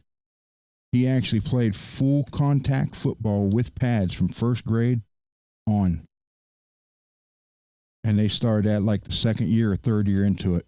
Everybody got a trophy. Like, no. Or if they didn't want you to keep score. Okay. Because we don't want them to feel bad for losing. Well, that's how life is. Not everybody wins at everything. There's different ways to do different things. Building a car, painting guitar, painting a car, building a guitar. You know, there's just different ways for everything. So no one way is the only way. At least for anything I've ever messed with in 61 years. It's like I got way too much glue on these 4 frets. This one. And it was my fault. I was busy reading the chat when I was doing that.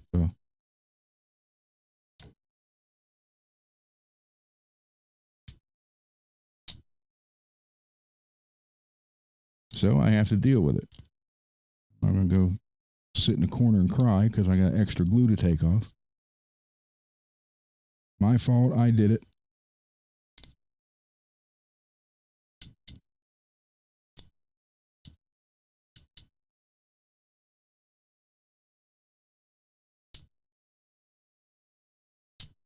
Stuff happens. Not all of it's good.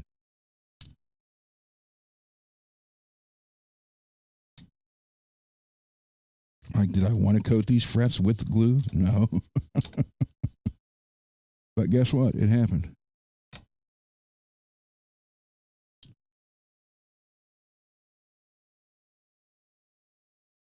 So I know this is going to be there's going to be another part to finish this. So, but again, it's more content for another show. And I'm assuming that Mr. Mixed Guitar will be here this week. So that will be content, as I'll have it up here on the bench, take it all apart, and then lay it out for the routing. And route it out. We'll go from there.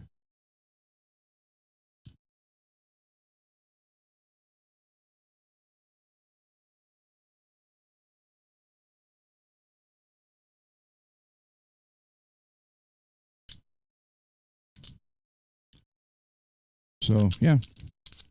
Sorry I didn't mean to go off there on the participation trophy thing, but I thought that was wrong when it started. 35 years ago, and I still think it's wrong. Because sadly, look at what happened to some of those kids that were raised that way.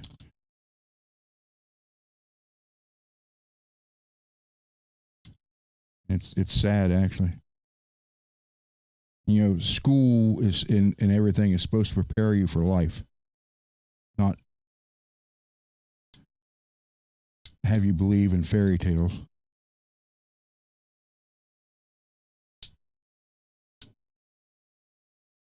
George Carlin, believe it or not, said it best in the 70s. The educational system is screwed up.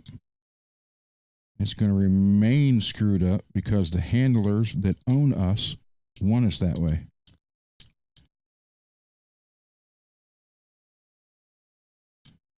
They don't want to fix it. They want you smart enough to do the job, but not smart enough to figure out the situation. And I remember hearing that when I was younger, and I thought, what is he talking about? Well, here it is. He even went as far as saying that, you know, it's just the I forget how many people he said. There was a certain amount of people that he was saying run everything. But you know, this whole, you think about that. They want you smart enough to do the job, but not smart enough to figure it out and get yourself out of it. And then the ones that do get labeled as loons or crazies or whatever. So, who knows? Happy little trees.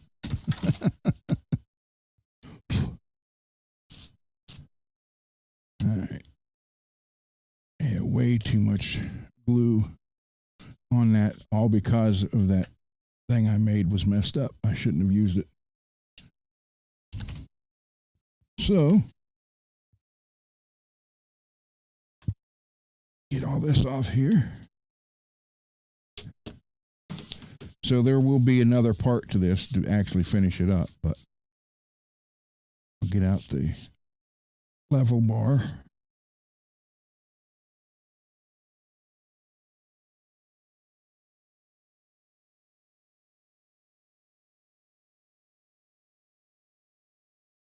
Here's one.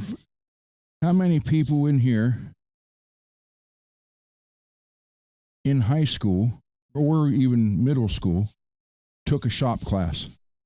I don't care if it was wood shop, metal shop, auto shop, whatever. Just a shop class. I just want to know how many people did that.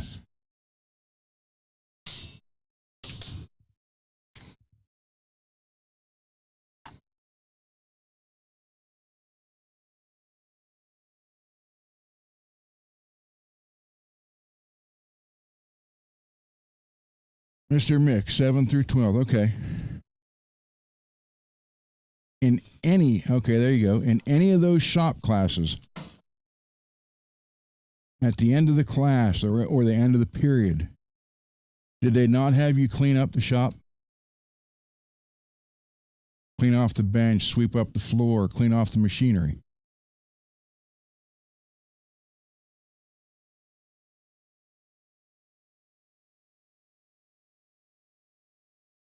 Okay. So any of those classes,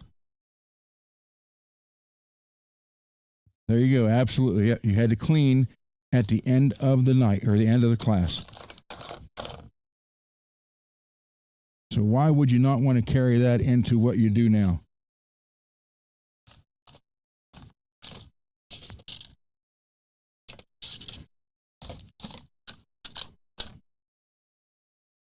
I mean, you sit here and you're doing all this stuff. It's making a mess. You know, I understand that. but it's not going to kill you.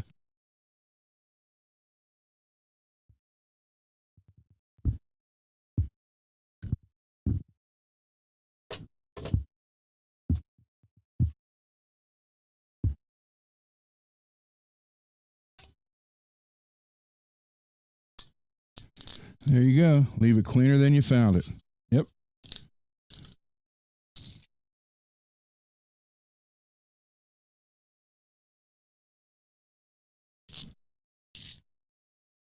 I took every shop class offered. Wood, metal, auto,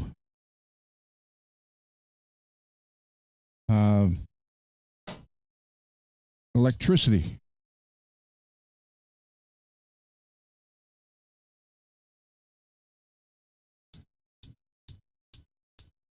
Although the one shop teacher we had was a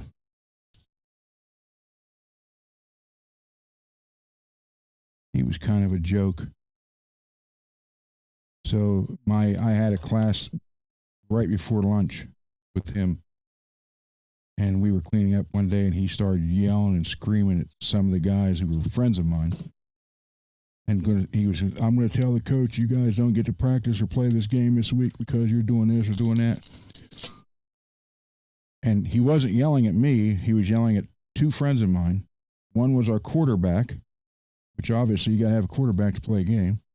And another one was our star running back, Mike.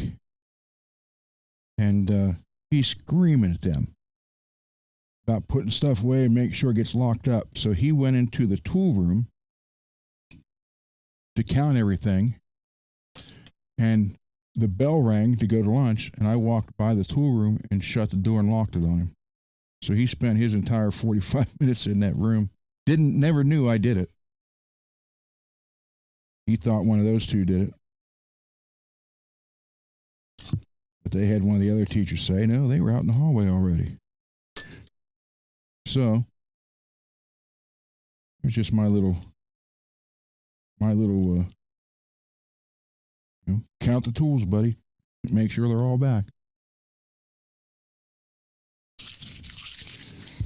It was like a metal cage that only had the front of it. So, I mean, it was probably shaped like this, actually. And the doorway was right here to get in and out of it, and locked. And it was a metal door with a metal screen. And then up here was a metal screen window where you could, sometimes they had people working in the tool room, and they would give you the tools. Well, he was in over here counting stuff, and I just come around this way, walked by, shut the door, and hit the lock. So he had no way of knowing who did it.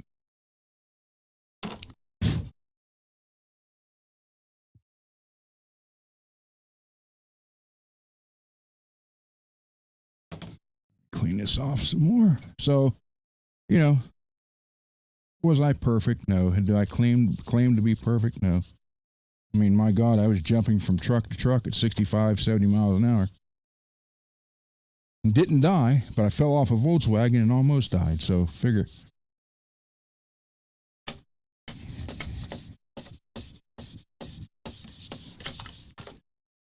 Stupid with the amplifier to my ear.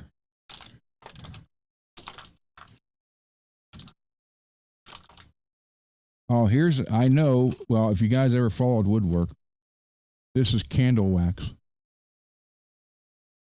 Whenever you drill a hole into wood, a new hole into wood, I have a screw in here. Yeah.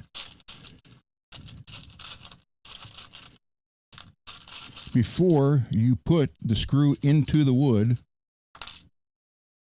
take the screw, you can even see on there, it's just kind of like that, and get some of that wax on it.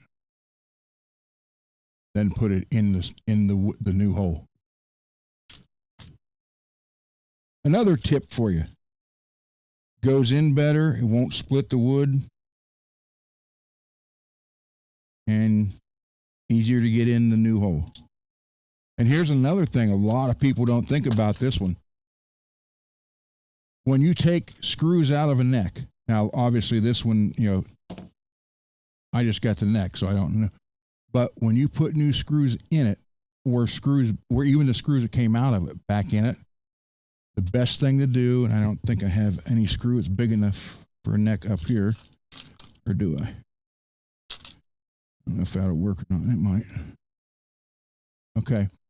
So here's what a lot of people don't realize. There's your threads, and they literally cut into the wood as they're going in. That's one reason why you want the wax on it, okay? So it actually cuts easier, smooths it out, goes in easier, comes out easier, won't split the wood. But here's another thing. Just because I took that screw out of this hole, when I put it back in, if it is not in the right position, I'm cutting another set of threads in here. So after you do that a few times, you end up wallowing the hole out to where it won't tighten up. So what the best thing to do, again, this isn't the screw that came out of here, so put the screw in the hole and back it up. See how, well, okay, right there, watch. Okay, watch, I'll put it in there, I'm going to back it up. See how it dropped in right there? That's where the threads are. Now you can start it. You don't cut a new set of threads that way. You won't eat more out of the wood. So, yeah, just put it in there backwards till it drops in like that, and now I'm in the threads. So I'm not cutting a new set or wasting any more of the wood. So there's another tip for you today.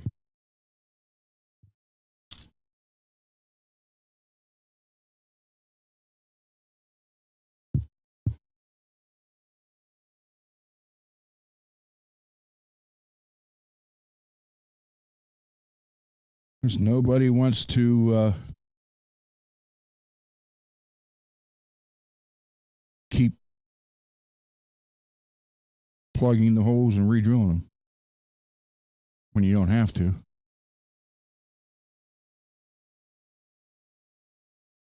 I mean, obviously there comes a time where they'll get too big and you got to do it, but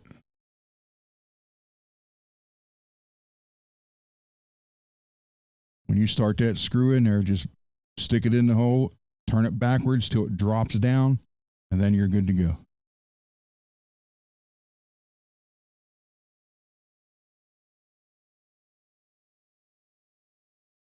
Saves you in the long run. Thank you, Derek. Again, years of doing this, you learn some knowledge.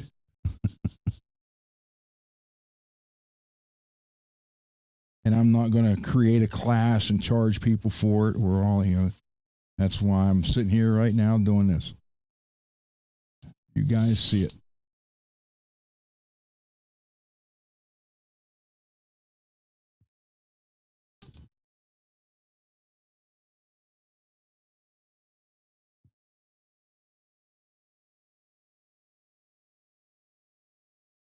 Well, eventually. Now, granted, if you do that trick and back it out so it drops down, then put them in there, they last a lot longer. Okay, so I'm not worried about marking these yet first. What I want to do is take it off the edge here.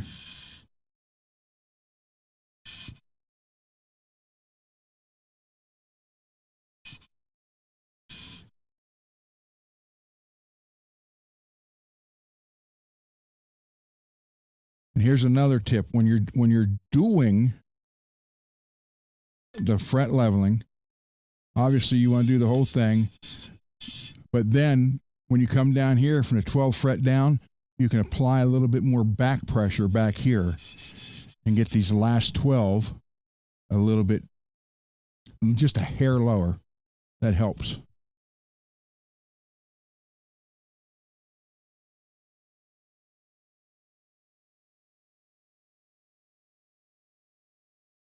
So yeah, there's all kind of tricks and tips, and like I said, I know other people have tricks and tips that I don't know, and I would love for them to be on this show at some point in time, and let's exchange. You know, in the night that happens, everybody grab a notebook and a pen and then just keep notes.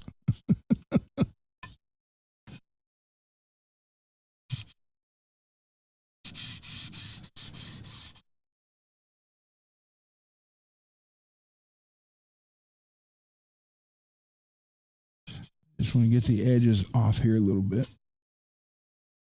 Round them over just a hair. I'm roughly at a 45.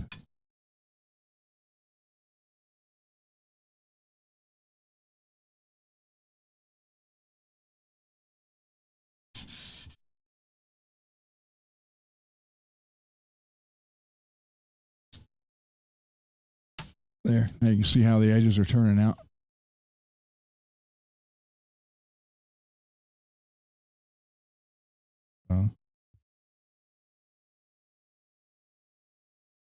Yeah, look all the way down there.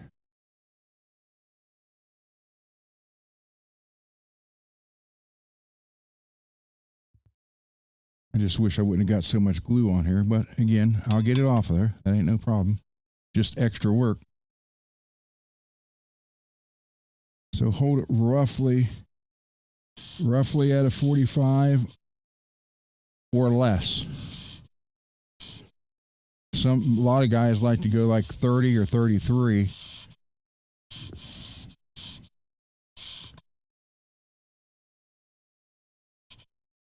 As far as an angle goes, but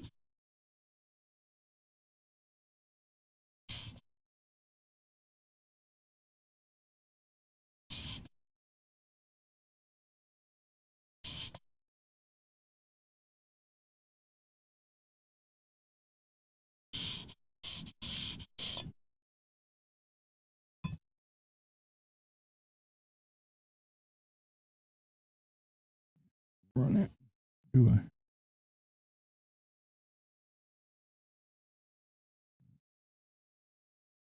Okay, now I'm just going, again, I'm not worried about putting a marker on here yet. Just want to get some of this glue off of him, get him started.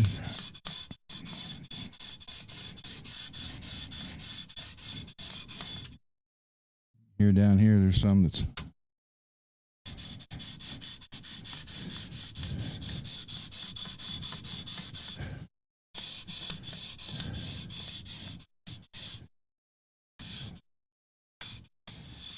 that last one.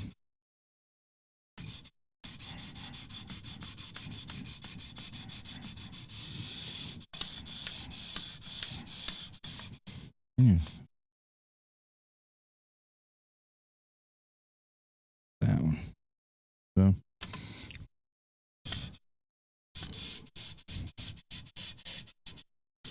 So I'll finish this on another show for us. I just wanted to get this far and show you guys. And like I said, normally it would all look like this, but down here the glue kind of went haywire on me. So there's the one gold fret, and so there's still glue all over it.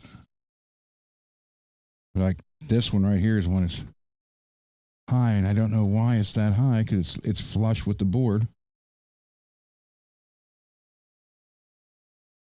Unless that was a completely different fret and shouldn't have been in that kit, which is possible.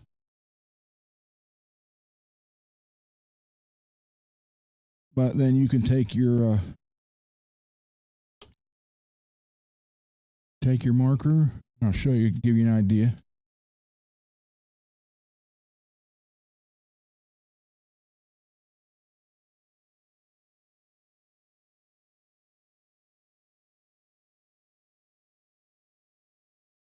Later, Jupe.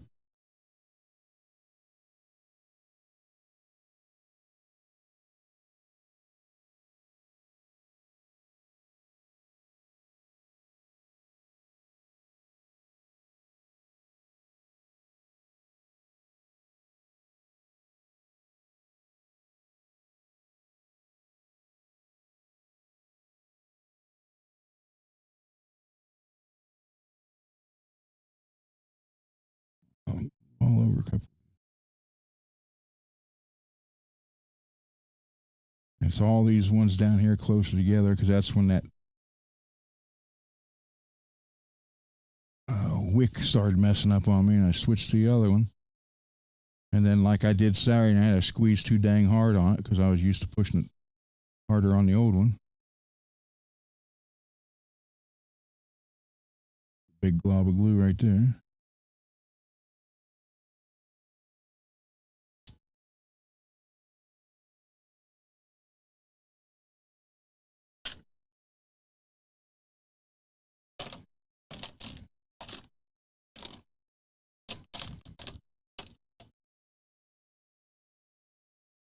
I'll let that dry a little bit.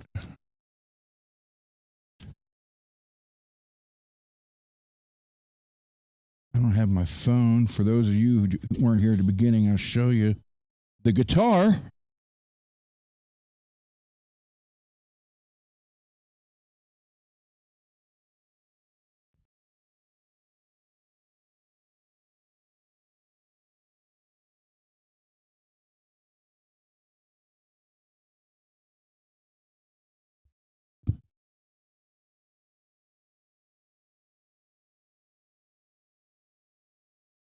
Here is the guitar that will be given away at 500 subs. Special thank you to Billy Ray for making that possible. If you see it, you definitely got an 80s hair metal vibe going right there. Pink pickups, green knobs, yellow body. So there you go. But you must be subscribed in order to be in the drawing for that. And again, unfortunately, it's only for the continental United States because of shipping reasons. So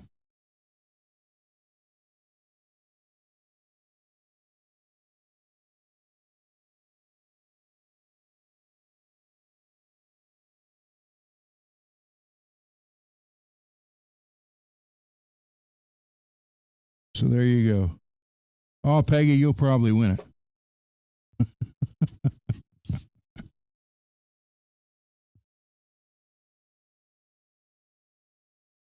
Time are we? 9:19.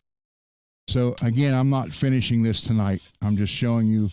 You'll see where all the blue was and where it's scraping off. We'll show you all the high spots. And that back one is like really, really high. You know what? Is the fretboard bent? Yep, that's why. Very bottom of the fretboard right here kind of curves up a little bit. That's fine. It'll be all right. So this is just an idea right here to show you. Remember what I said, if you put new frets in, I've seen people put new frets in, then leave them and try to play. And like, why does it sound like it's not working? Here's a perfect example. And this is where I'll stop on this tonight. And I'll just go to the desk after this. Look here. Didn't even touch the first one. Middle there. That one's going. Then here on this side. Low over here. High here. Low there. All that one. Low. Low. Whole thing's low. Low. Low. Low. Low. Everywhere you see blue is where it's low. This one, I couldn't figure it out. But yeah, that's kind of curved up. That very back overhang. Just has a little. Just enough to lift that up really high. So. But it'll all level out, then polish, and then we're good to go. Level it out, polish it out. Well, level it out, crown it, then polish it. And then make sure the fretboard's all nice and clean and everything's ready to go. And then I'll probably install it on that red guitar, that red Jackson I just put the Floyd on. That would be sweet with a Japan neck on it. So let me switch cameras and get over to the, wow.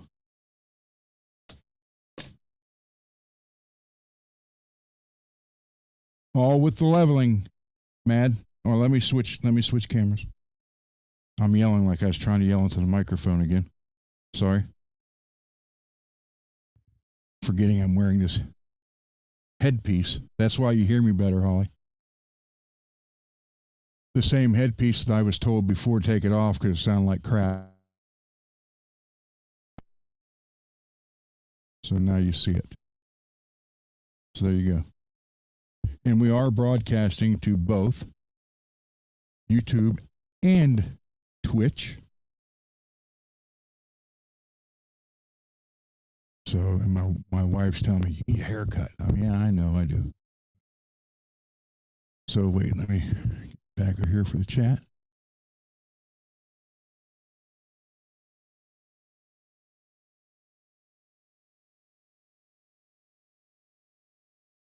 Yeah, well, somebody you all know told me told me to take it off and never use it again.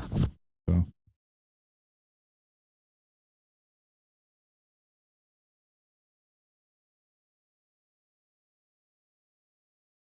Peggy, you're here to learn? Good.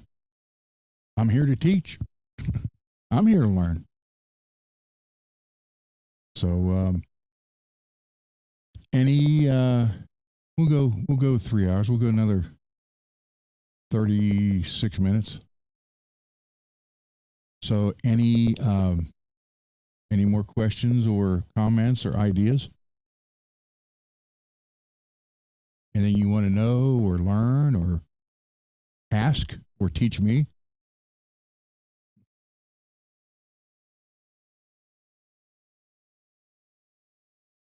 Oh,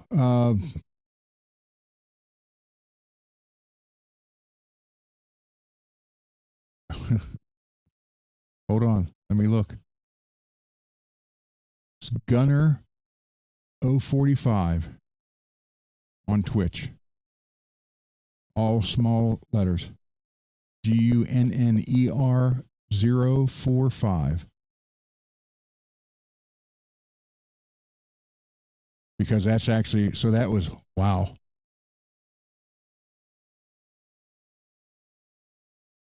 I was 45 when I created that Twitch channel.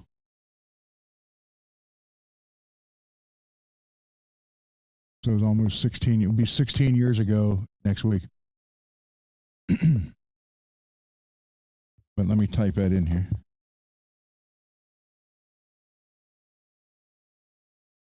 Different computers, different keyboards, different everything.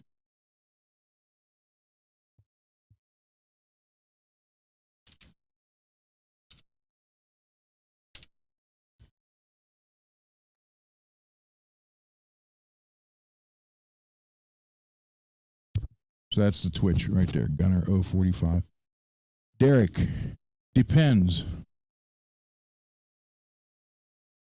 Wait, hold on a minute. I have to call.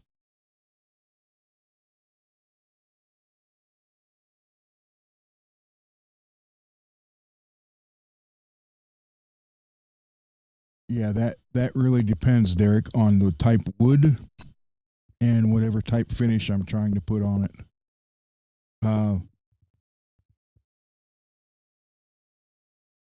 Yeah, I was trying to figure out. That's what I thought about 15 seconds. So, yeah, a lot of times I use all automotive stuff. So, I've tried all the kind of fillers and everything that they usually give you, but I found out what's easier for me. My wife's rearranging the furniture upstairs. She actually painted the bedroom today. What I found out, what's easier for me is I use the automotive primer on the guitar, and then I'll usually do 2 coats of it. First coat, kind of light. Then I'll do a heavier, thicker coat so it fills. Then I block sand it smooth. And it's a block sand. Don't use your fingers because you end up digging grooves in it. You have to have a flat block and sand it with that. And that'll take care of it. And if it gets worse where I need to use something else, then I use this. Hold on.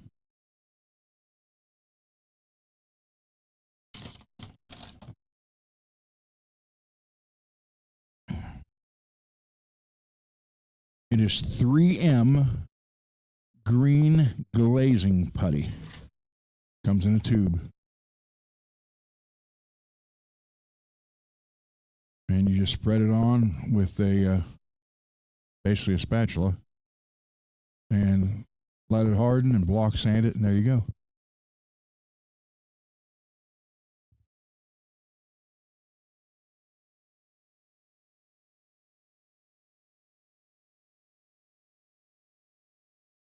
How do you finish one?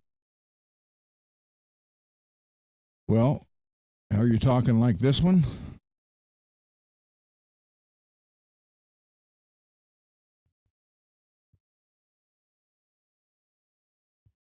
Whoa. Like that one?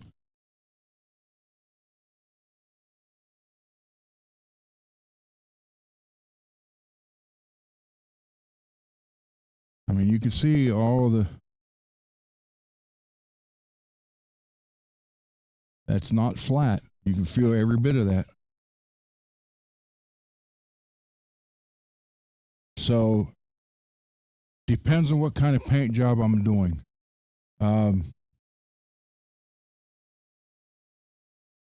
Like I said, I use automotive lacquer, and then all the paints are lacquer, and then the clear is the Auto HQ wet show car urethane gloss over top of all that. Now,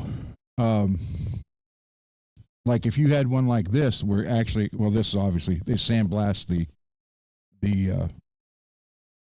grain, but even with this, you could take this with this and just cover the whole body and block sand it smooth. But I've seen people use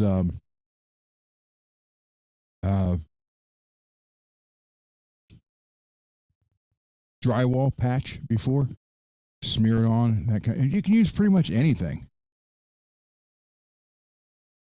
So it just depends on what you're looking for, what finish you're looking for, and what you're using to paint. Now, obviously, lacquers are very thin, and they do show everything, especially the darker colors of lacquer. So you want it to be prepped. But I mostly use this. Again, 3M acrylic green glazing putty. It's what, a 1 pound or 2 pound tube? This is like $35 for this tube, but it lasts a long time. Yeah, I love this one. Love this guitar. Korean Charvel.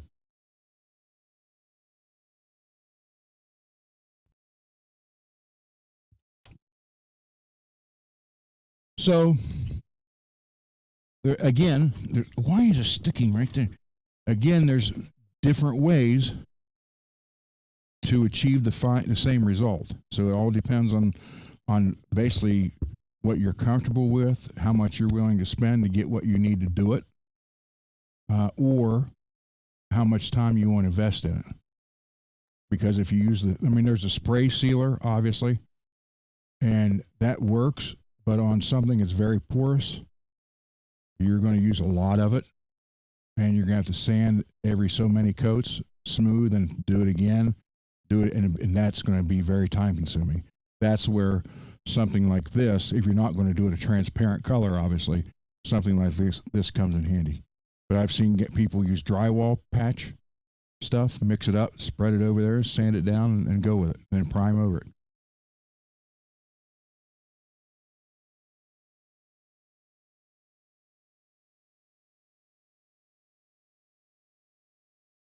So basswood body, yeah, you're fine. Yep, just sand it smooth. And if you're taking it down to the bare wood, get a sanding sealer and spray that on first. Then you can use whatever you want to if you want to fill the grain. But if you're doing lacquer, Stain the top amber. Cool.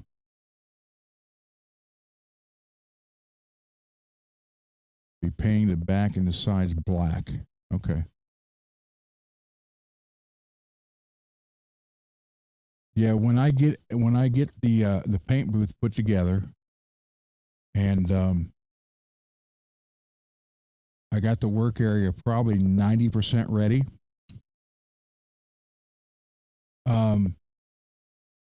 I will actually do live videos from the garage where I will, be prepping a body for paint and painting it. All the sanding and clearing and everything. I will do that on here live. Hi, sweetheart. I will do all that on here live where you guys can see and ask questions. And then I'm going to be doing some videos too. So I do need to put more videos on this channel. So I will be doing that also. No problem, Matt. That's what I'm here for.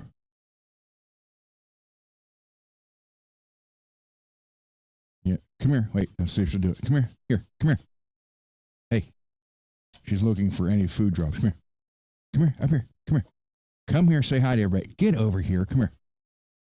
Come here. Come here. Hey, Ava, here. You know the camera's on, huh? Clean your eyes. There you go. Yeah, she's she's as big as a lot of the males. Huh.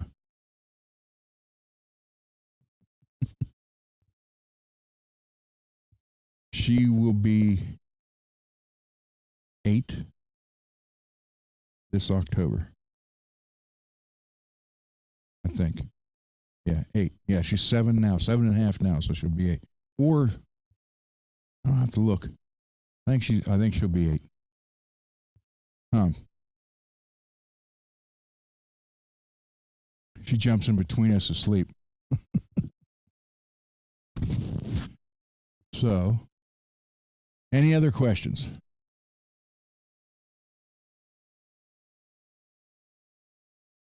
But yeah, I will be doing, all the live stuff for the video or for the painting and everything.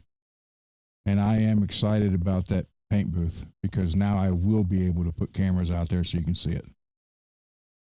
And it's got a great big multi-row LED 220 volt light for the ceiling built into it. But I also have that octagon lighting stuff you can buy for garages. I did it over top of the work area and I had some left over. So I can put a couple of those on the side walls too. So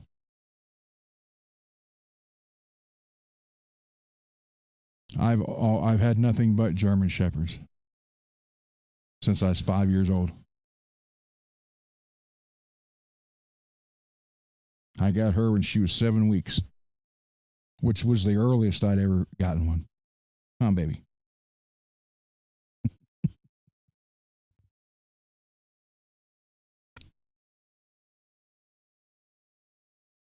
Sure, Derek. That's what I'm here for.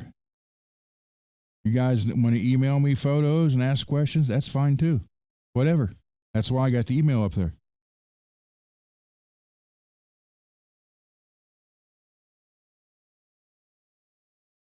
I know I said it a lot, and I don't want to sound like I'm repeating myself, but I'm here to help you guys. And I'm here to learn too. You guys can teach me stuff.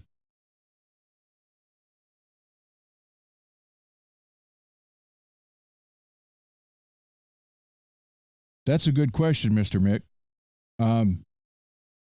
If you have what you want is the activator. So if you're doing base coat, I also do base coat, clear coat, and there's one. It's fast activator, and it's for 65 degrees or less. Then there's one for 65 to 80 or 75, maybe 80. Then there's one that's slow activation. That's for 80 on up.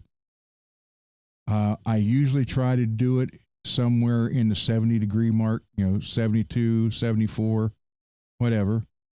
But you can adjust it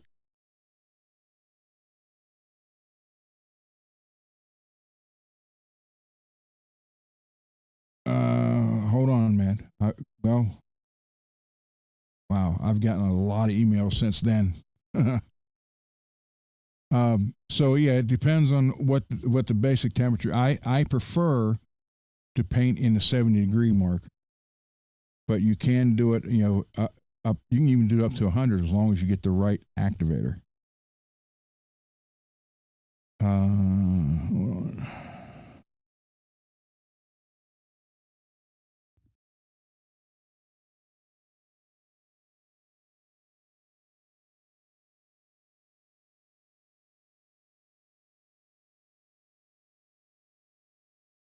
Hold on, man. I'm looking.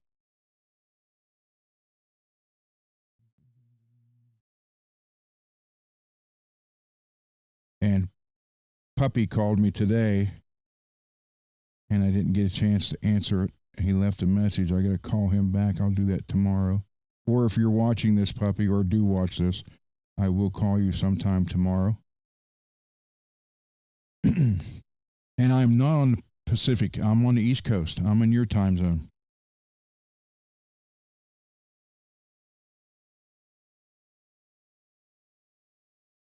Hold on here. Matt, I may have found. No. Yeah.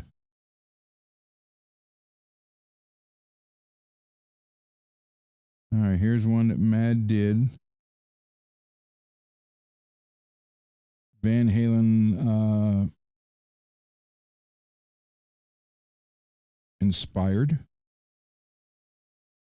with Green Bay Packers,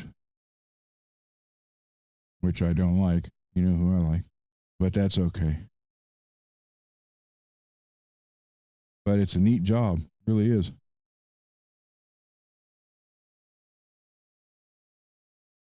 Here you go.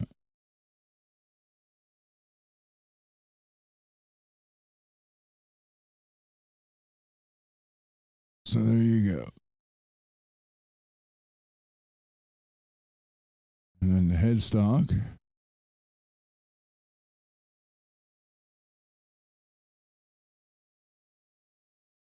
So that's a good job, Matt. It really is.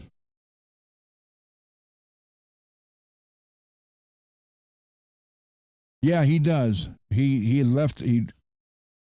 I gave him my number, and he tried it a couple. What are you doing? He tried it a couple times, but I forgot on this last update. For some reason, it's got like a blocker in it. So if you're not already in my contact list, it like silenced the calls. So I had to email him and put his number in here so it'll accept it. So yeah, that's a pretty good looking guitar. You did a great job. All right, and here is Mr. Mix that I'll be routing out for the Floyd. Now, am I a little worried? Yeah. I mean, I'm worried on every one you do. So, and again, that's a good thing.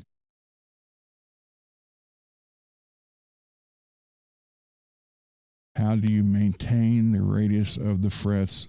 You mean when you're leveling them?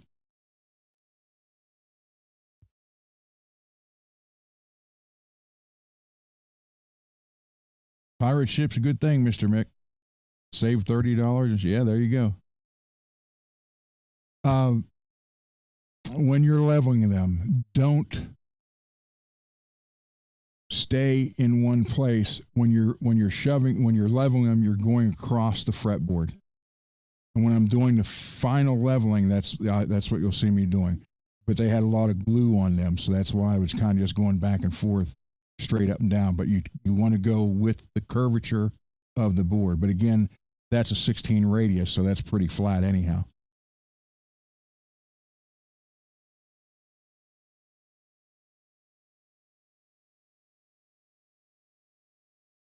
So, but when like I said, I didn't finish it tonight. I will be, and when I do, you'll see all that, how I'm doing all that. So, will you come here? Come here.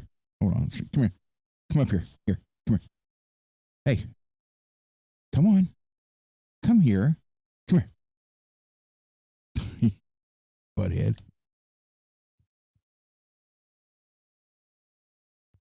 Uh, so anything else? We got another 18 minutes to go. Oh, wait. I just got your message, Derek. Cool.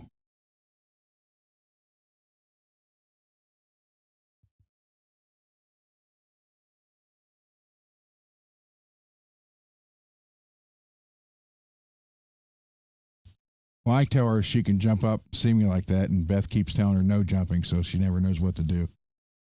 Uh,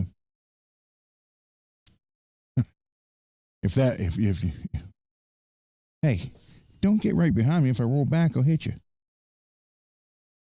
Now it's time to rubber belly. Hold on. I'm doing a show, stinker. Okay, come here.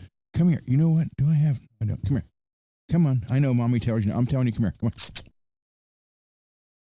Come on. If I have.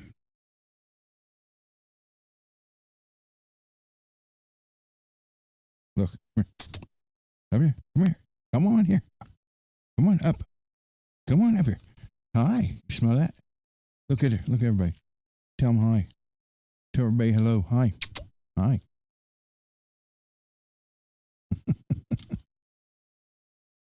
Yep, that's my girl.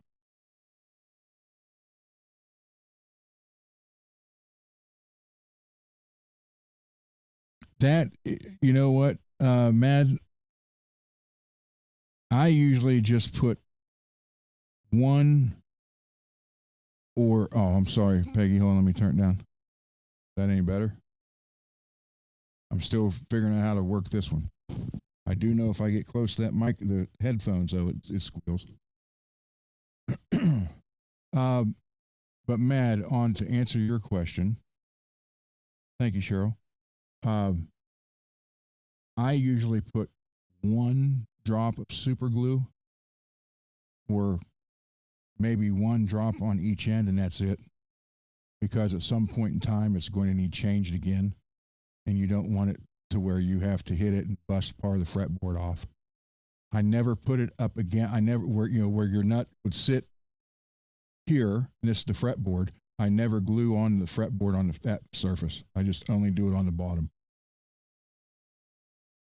And then it's easy to take the nut off, get a board or something that goes across the whole nut, and just one swift tap, and I'll take it all off without breaking it. Oh, that's what doing it? Okay. Sorry about that. Now what? Now you want to come back up here again? Come here. Come on. There you go. All right. Oh, you want to give me a hug? No, don't give me a hug. Give me a hug. She'll actually give you a hug. She'll put her paw out around you and pull you to her. Huh.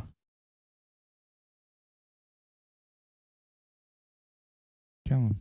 Say, that's my buddy. That's my dad. Huh. Yeah, I mean, her head's right here. Yes, it is. All right. Wait, back up over there for a minute. Back up. Okay, lay down. All right. Thank you, Peggy.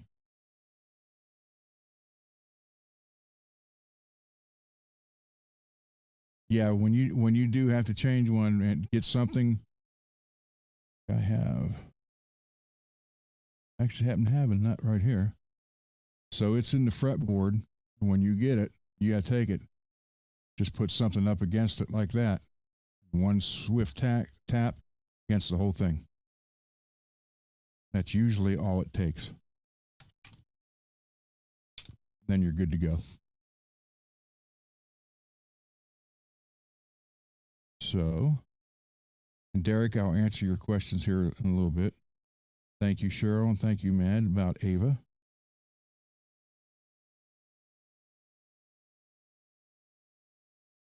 But yeah, if you glue it on the edge of the fretboard, sometimes if you have to cut it because there's too much glue, you'll take part of the edge of the fretboard off. Which again, right up against the nut, not going to affect the playing because you're not pressing the string down right there, but it's just going to look bad.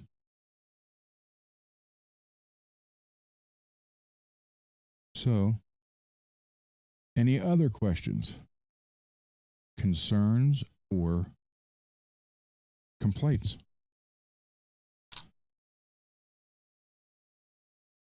I might have to end up switching to the regular mic when I come here to the desk then.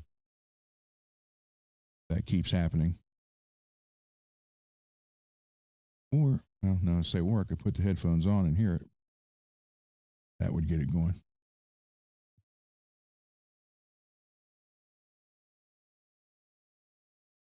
And so far, I'm loving this EV Mux, MUX. So much better than StreamYard. So much better. And again, you get better resolution than you get. How long did it take to wire the guitar? Laz, give me a total, Peggy, of actual work, 4.5 hours. And what would happen is Tim would work on it till he started getting frustrated, then I'd step in. And I'd work on it till I started getting frustrated, then he'd take over. And we did that back and forth. But it literally took 4.5 hours because you had that little disc and all those wires are jumped. Then after that, then you had to put the other wires in and sometimes put 2 or 3 wires in one little slot. And it's, literally that far, that close to the next one. You can't have nothing touching. Oh my God. And we both decided we're never going to do that switch again, ever. I mean, if that was being charged at a store to do that, you'd have a couple $100 easy. And putting a switch in a guitar. That's crazy. And again, there were no schematics. They said it wouldn't work with 2 push-pull pots, so we had really nothing to go off of. We actually created a new schematic for their switch.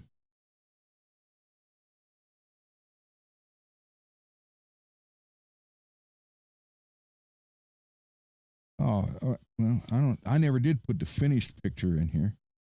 I can show you.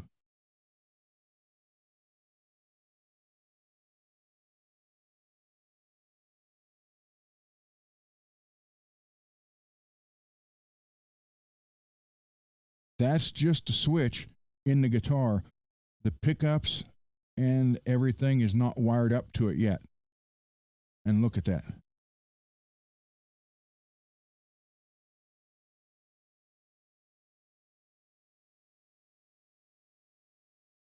That was trying to figure out everything that needed done, and it was like freaking crazy.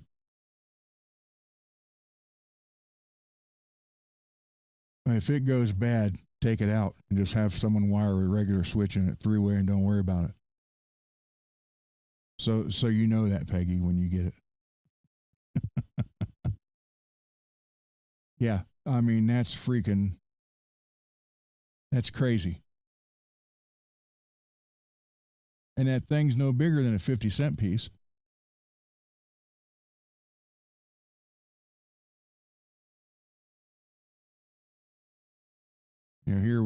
This was just the start of it, putting it all together. You can see how small it is, and you got to have all those wires jump to everything. Then once you get it in the guitar, which is the first picture I showed you, then once it's in place in the guitar, then you got to route all the other wires over to it and then try to put them in there while it's in the guitar where you got no room. Because remember, I had to groove out part of the chamber or the cavity for it to fit in there. So now we got some of it underneath. Yeah, it was absolutely crazy.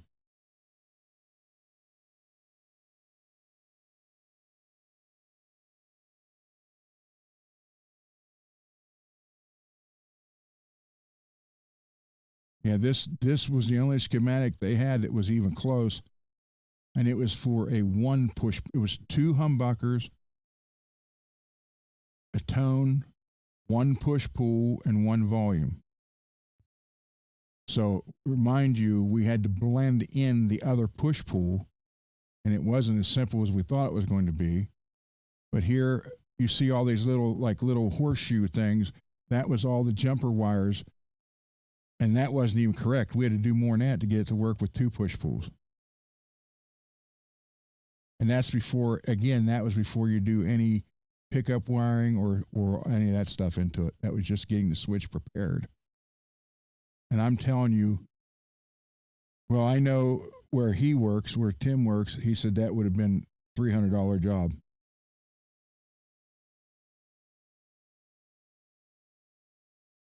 So you got $80 in the switch, then $300 to have it put in. Yeah. Thank you, Matt. And everything in the black is what we were doing. So you see first, second, and everything in the black was where you had to jump everything together and go from there to the second one and then over to the ground. You know, the second was the bridge, and then down onto the neck down there at the bottom. And again, and that was just part of it. Because again, it wasn't there, you know, the company's like, I won't work with 2 push pulls.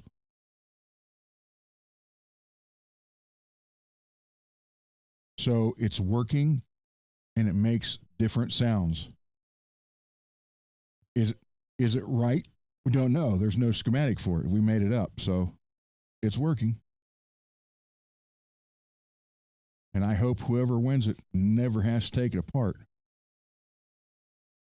Hey, Uncle Raymond. Because that was a freaking nightmare. And both of us said, hey, never again, no more. So I forgot to put that up there. There we go. Oh, wait, I don't want to run into her. The spotlight I have, I'm putting on the ceiling.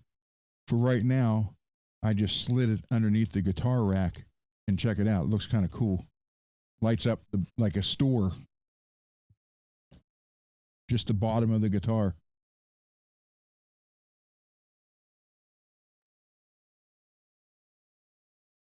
So I did put one other shelf over here so I can took some of the stuff off of that, put it over here.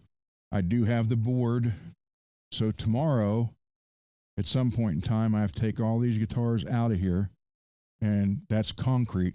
So I'll have to anchor into that, then paint the board and put the other hooks on it. Then I can take this 10 guitar stand, put it over here, move that one down, and I can move the chair down. That kind of frees up a little space right there. So I have one of those plastic mats to roll the chair on instead of the carpet, and it keeps sticking on it. Hey, Dwight.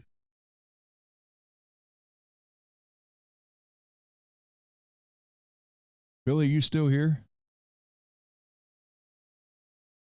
Or did you have to go arrest somebody?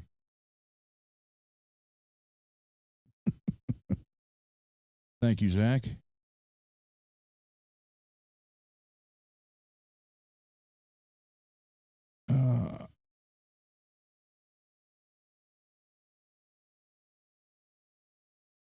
Yeah, that switch is nuts. Oh, that's right. You're off. Okay. You back? Are you back? Watch your don't turn your eye into this. Go get your toy. I know. Go get your toy. Go get it.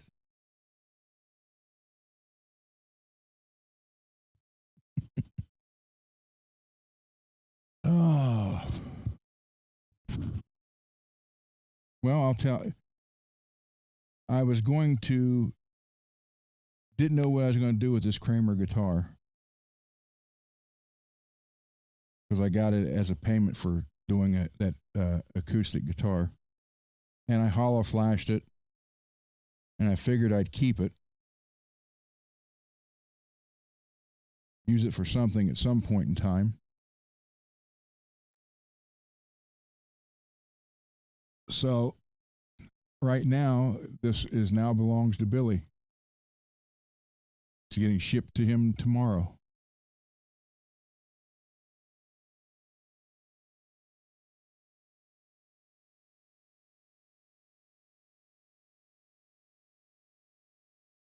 Billy had one like this, sold it, regrets it. So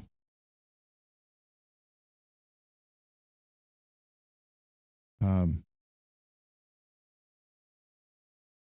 upgraded Seymour DuPont genuine fender with the upgraded fender saddles. Redid the frets on it because they were terrible. Then did the hollow flash. You see the big fender block in it.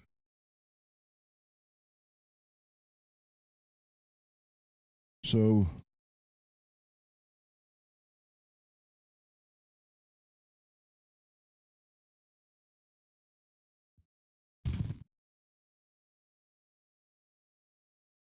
all the maple neck. Hello, Laz. Yeah, so Billy wants another hollow flash, so he got it. I was going to end up listing it, so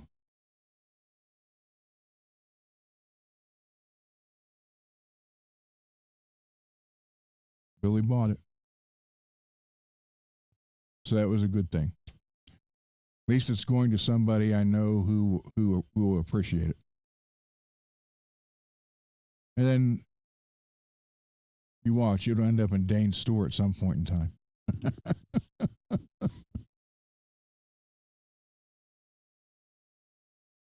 So yeah, that's pretty much what's going on. I have some. Well, I'll finish the neck on the next show, and then Wednesday, I just got notification, Mr. Mick, your Charvel will be here Wednesday, so that'll be a show. Taking it apart, laying it out for the routing. And then I can film the routing, but I'd have to shut the volume off. So, because it's freaking loud. Anybody that's ever ran a router would know that. Thank you, Derek. I try. Really not selling it. Okay. So yeah, I hope I answered your guys' questions to your satisfaction. And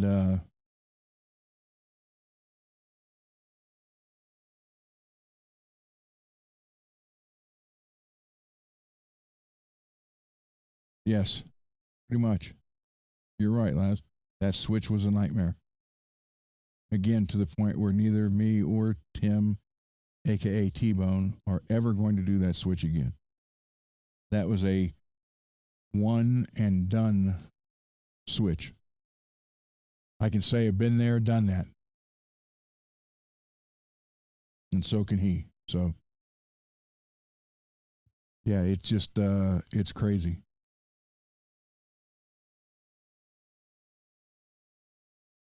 All right, we are at 3 hours and 1 minute, and now there's 20 people watching. I think at one point there was 29. I don't know if I don't know if that's a combination of YouTube and Twitch or just YouTube. That I don't know.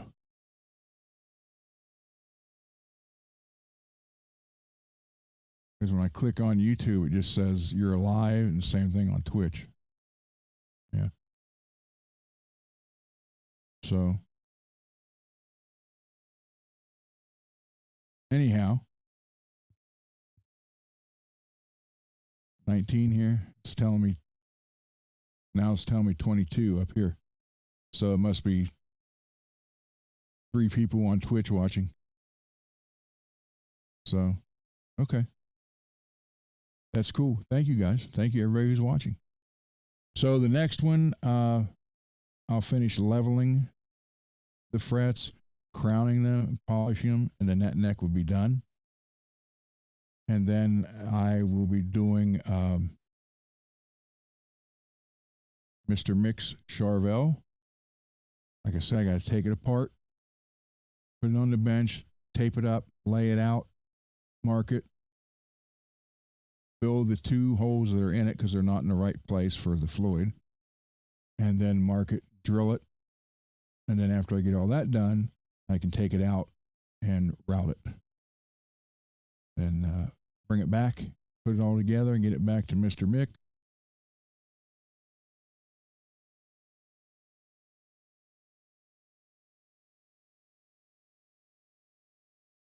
So, 305 subscribers. Thank you. Thank you, everybody. So again, to win, Garguts coming in at the end. Hey, Garguts, we got to. Wait, we're giving away a guitar in at 500 subscribers.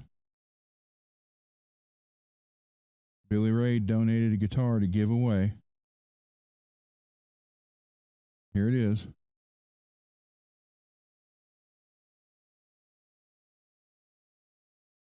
So it'll be coming to you from Arizona, whoever wins it.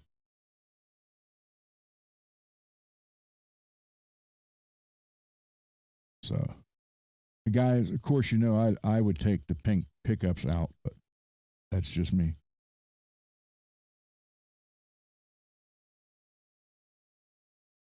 And then Mad wants me to show this. I'll show it again. Mad Hatter did this guitar. EVH inspired in the Green Bay Packers colors, which I think is pretty cool. Except it'd been better if it was done in Steelers colors. But then it would look like the Bumblebee. Oh, those are red pickups? Oh, that ain't so bad then. Okay, I thought they were pink. My God, they look pink in this photo. Okay, so red pickups. There you go. So you got a yellow body, red pickups, a red three-way switch or five-way switch, and then 3 green top hat knobs. Looks like a good guitar. Love the color. Yellow is my favorite on guitars.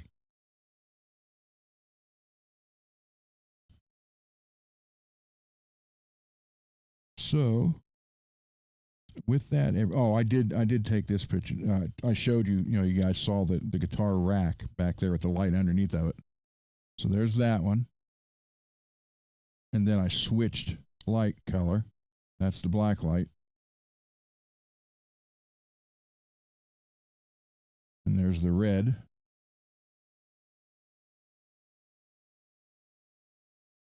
The black light, the photos kind of fix it.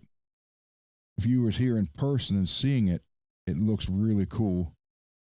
And the custom MJ pickup that I have in the slime green Soloist is the neon green cover on it, and it just freaking glows like it's nuclear. So,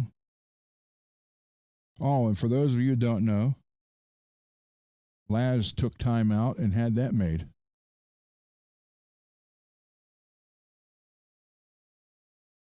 So now I officially am a Funko Pop. And I'm holding a guitar in that hand, not giving everybody the finger. So there's a guitar, headphones, and then Ava down there at the bottom. So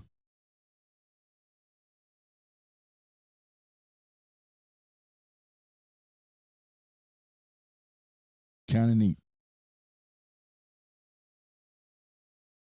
Here's a side view of the hollow flash.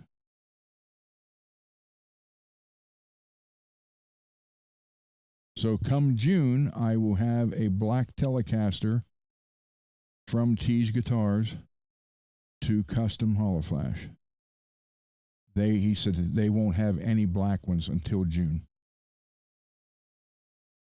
They're selling out everything they get so quick, which is a good thing. Because for that price range, you cannot beat that guitar for that price. It would be very hard to to beat a guitar that quality at that price point. So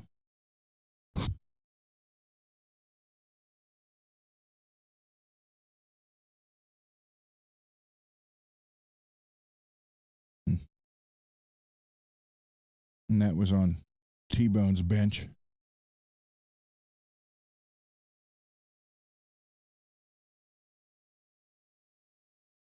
So,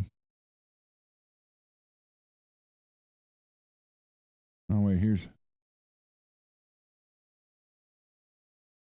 Ava with her baby.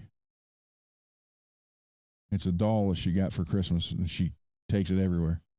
So it's called Baby Ava.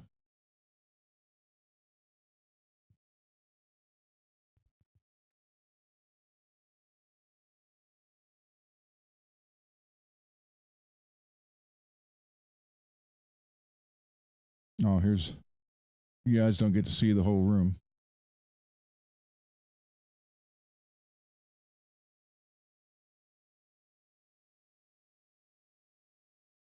And then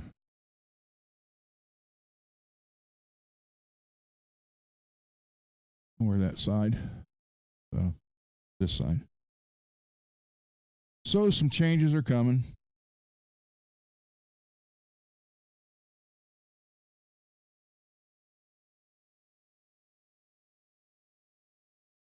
Anybody a fan of Jason Voorhees?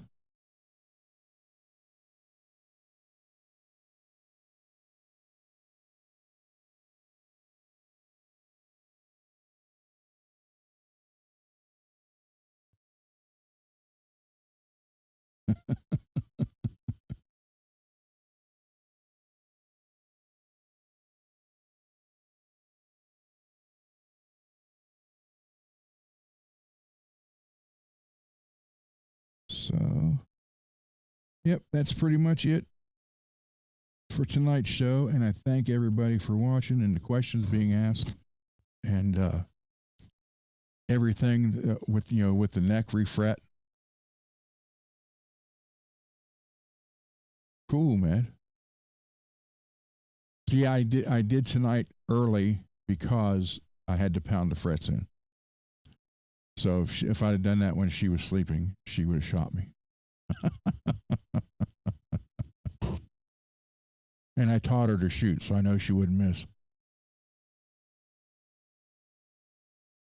So, everybody, thank you so much for stopping by, hang out. Thank you for the new subs. And remember, 500 giveaway.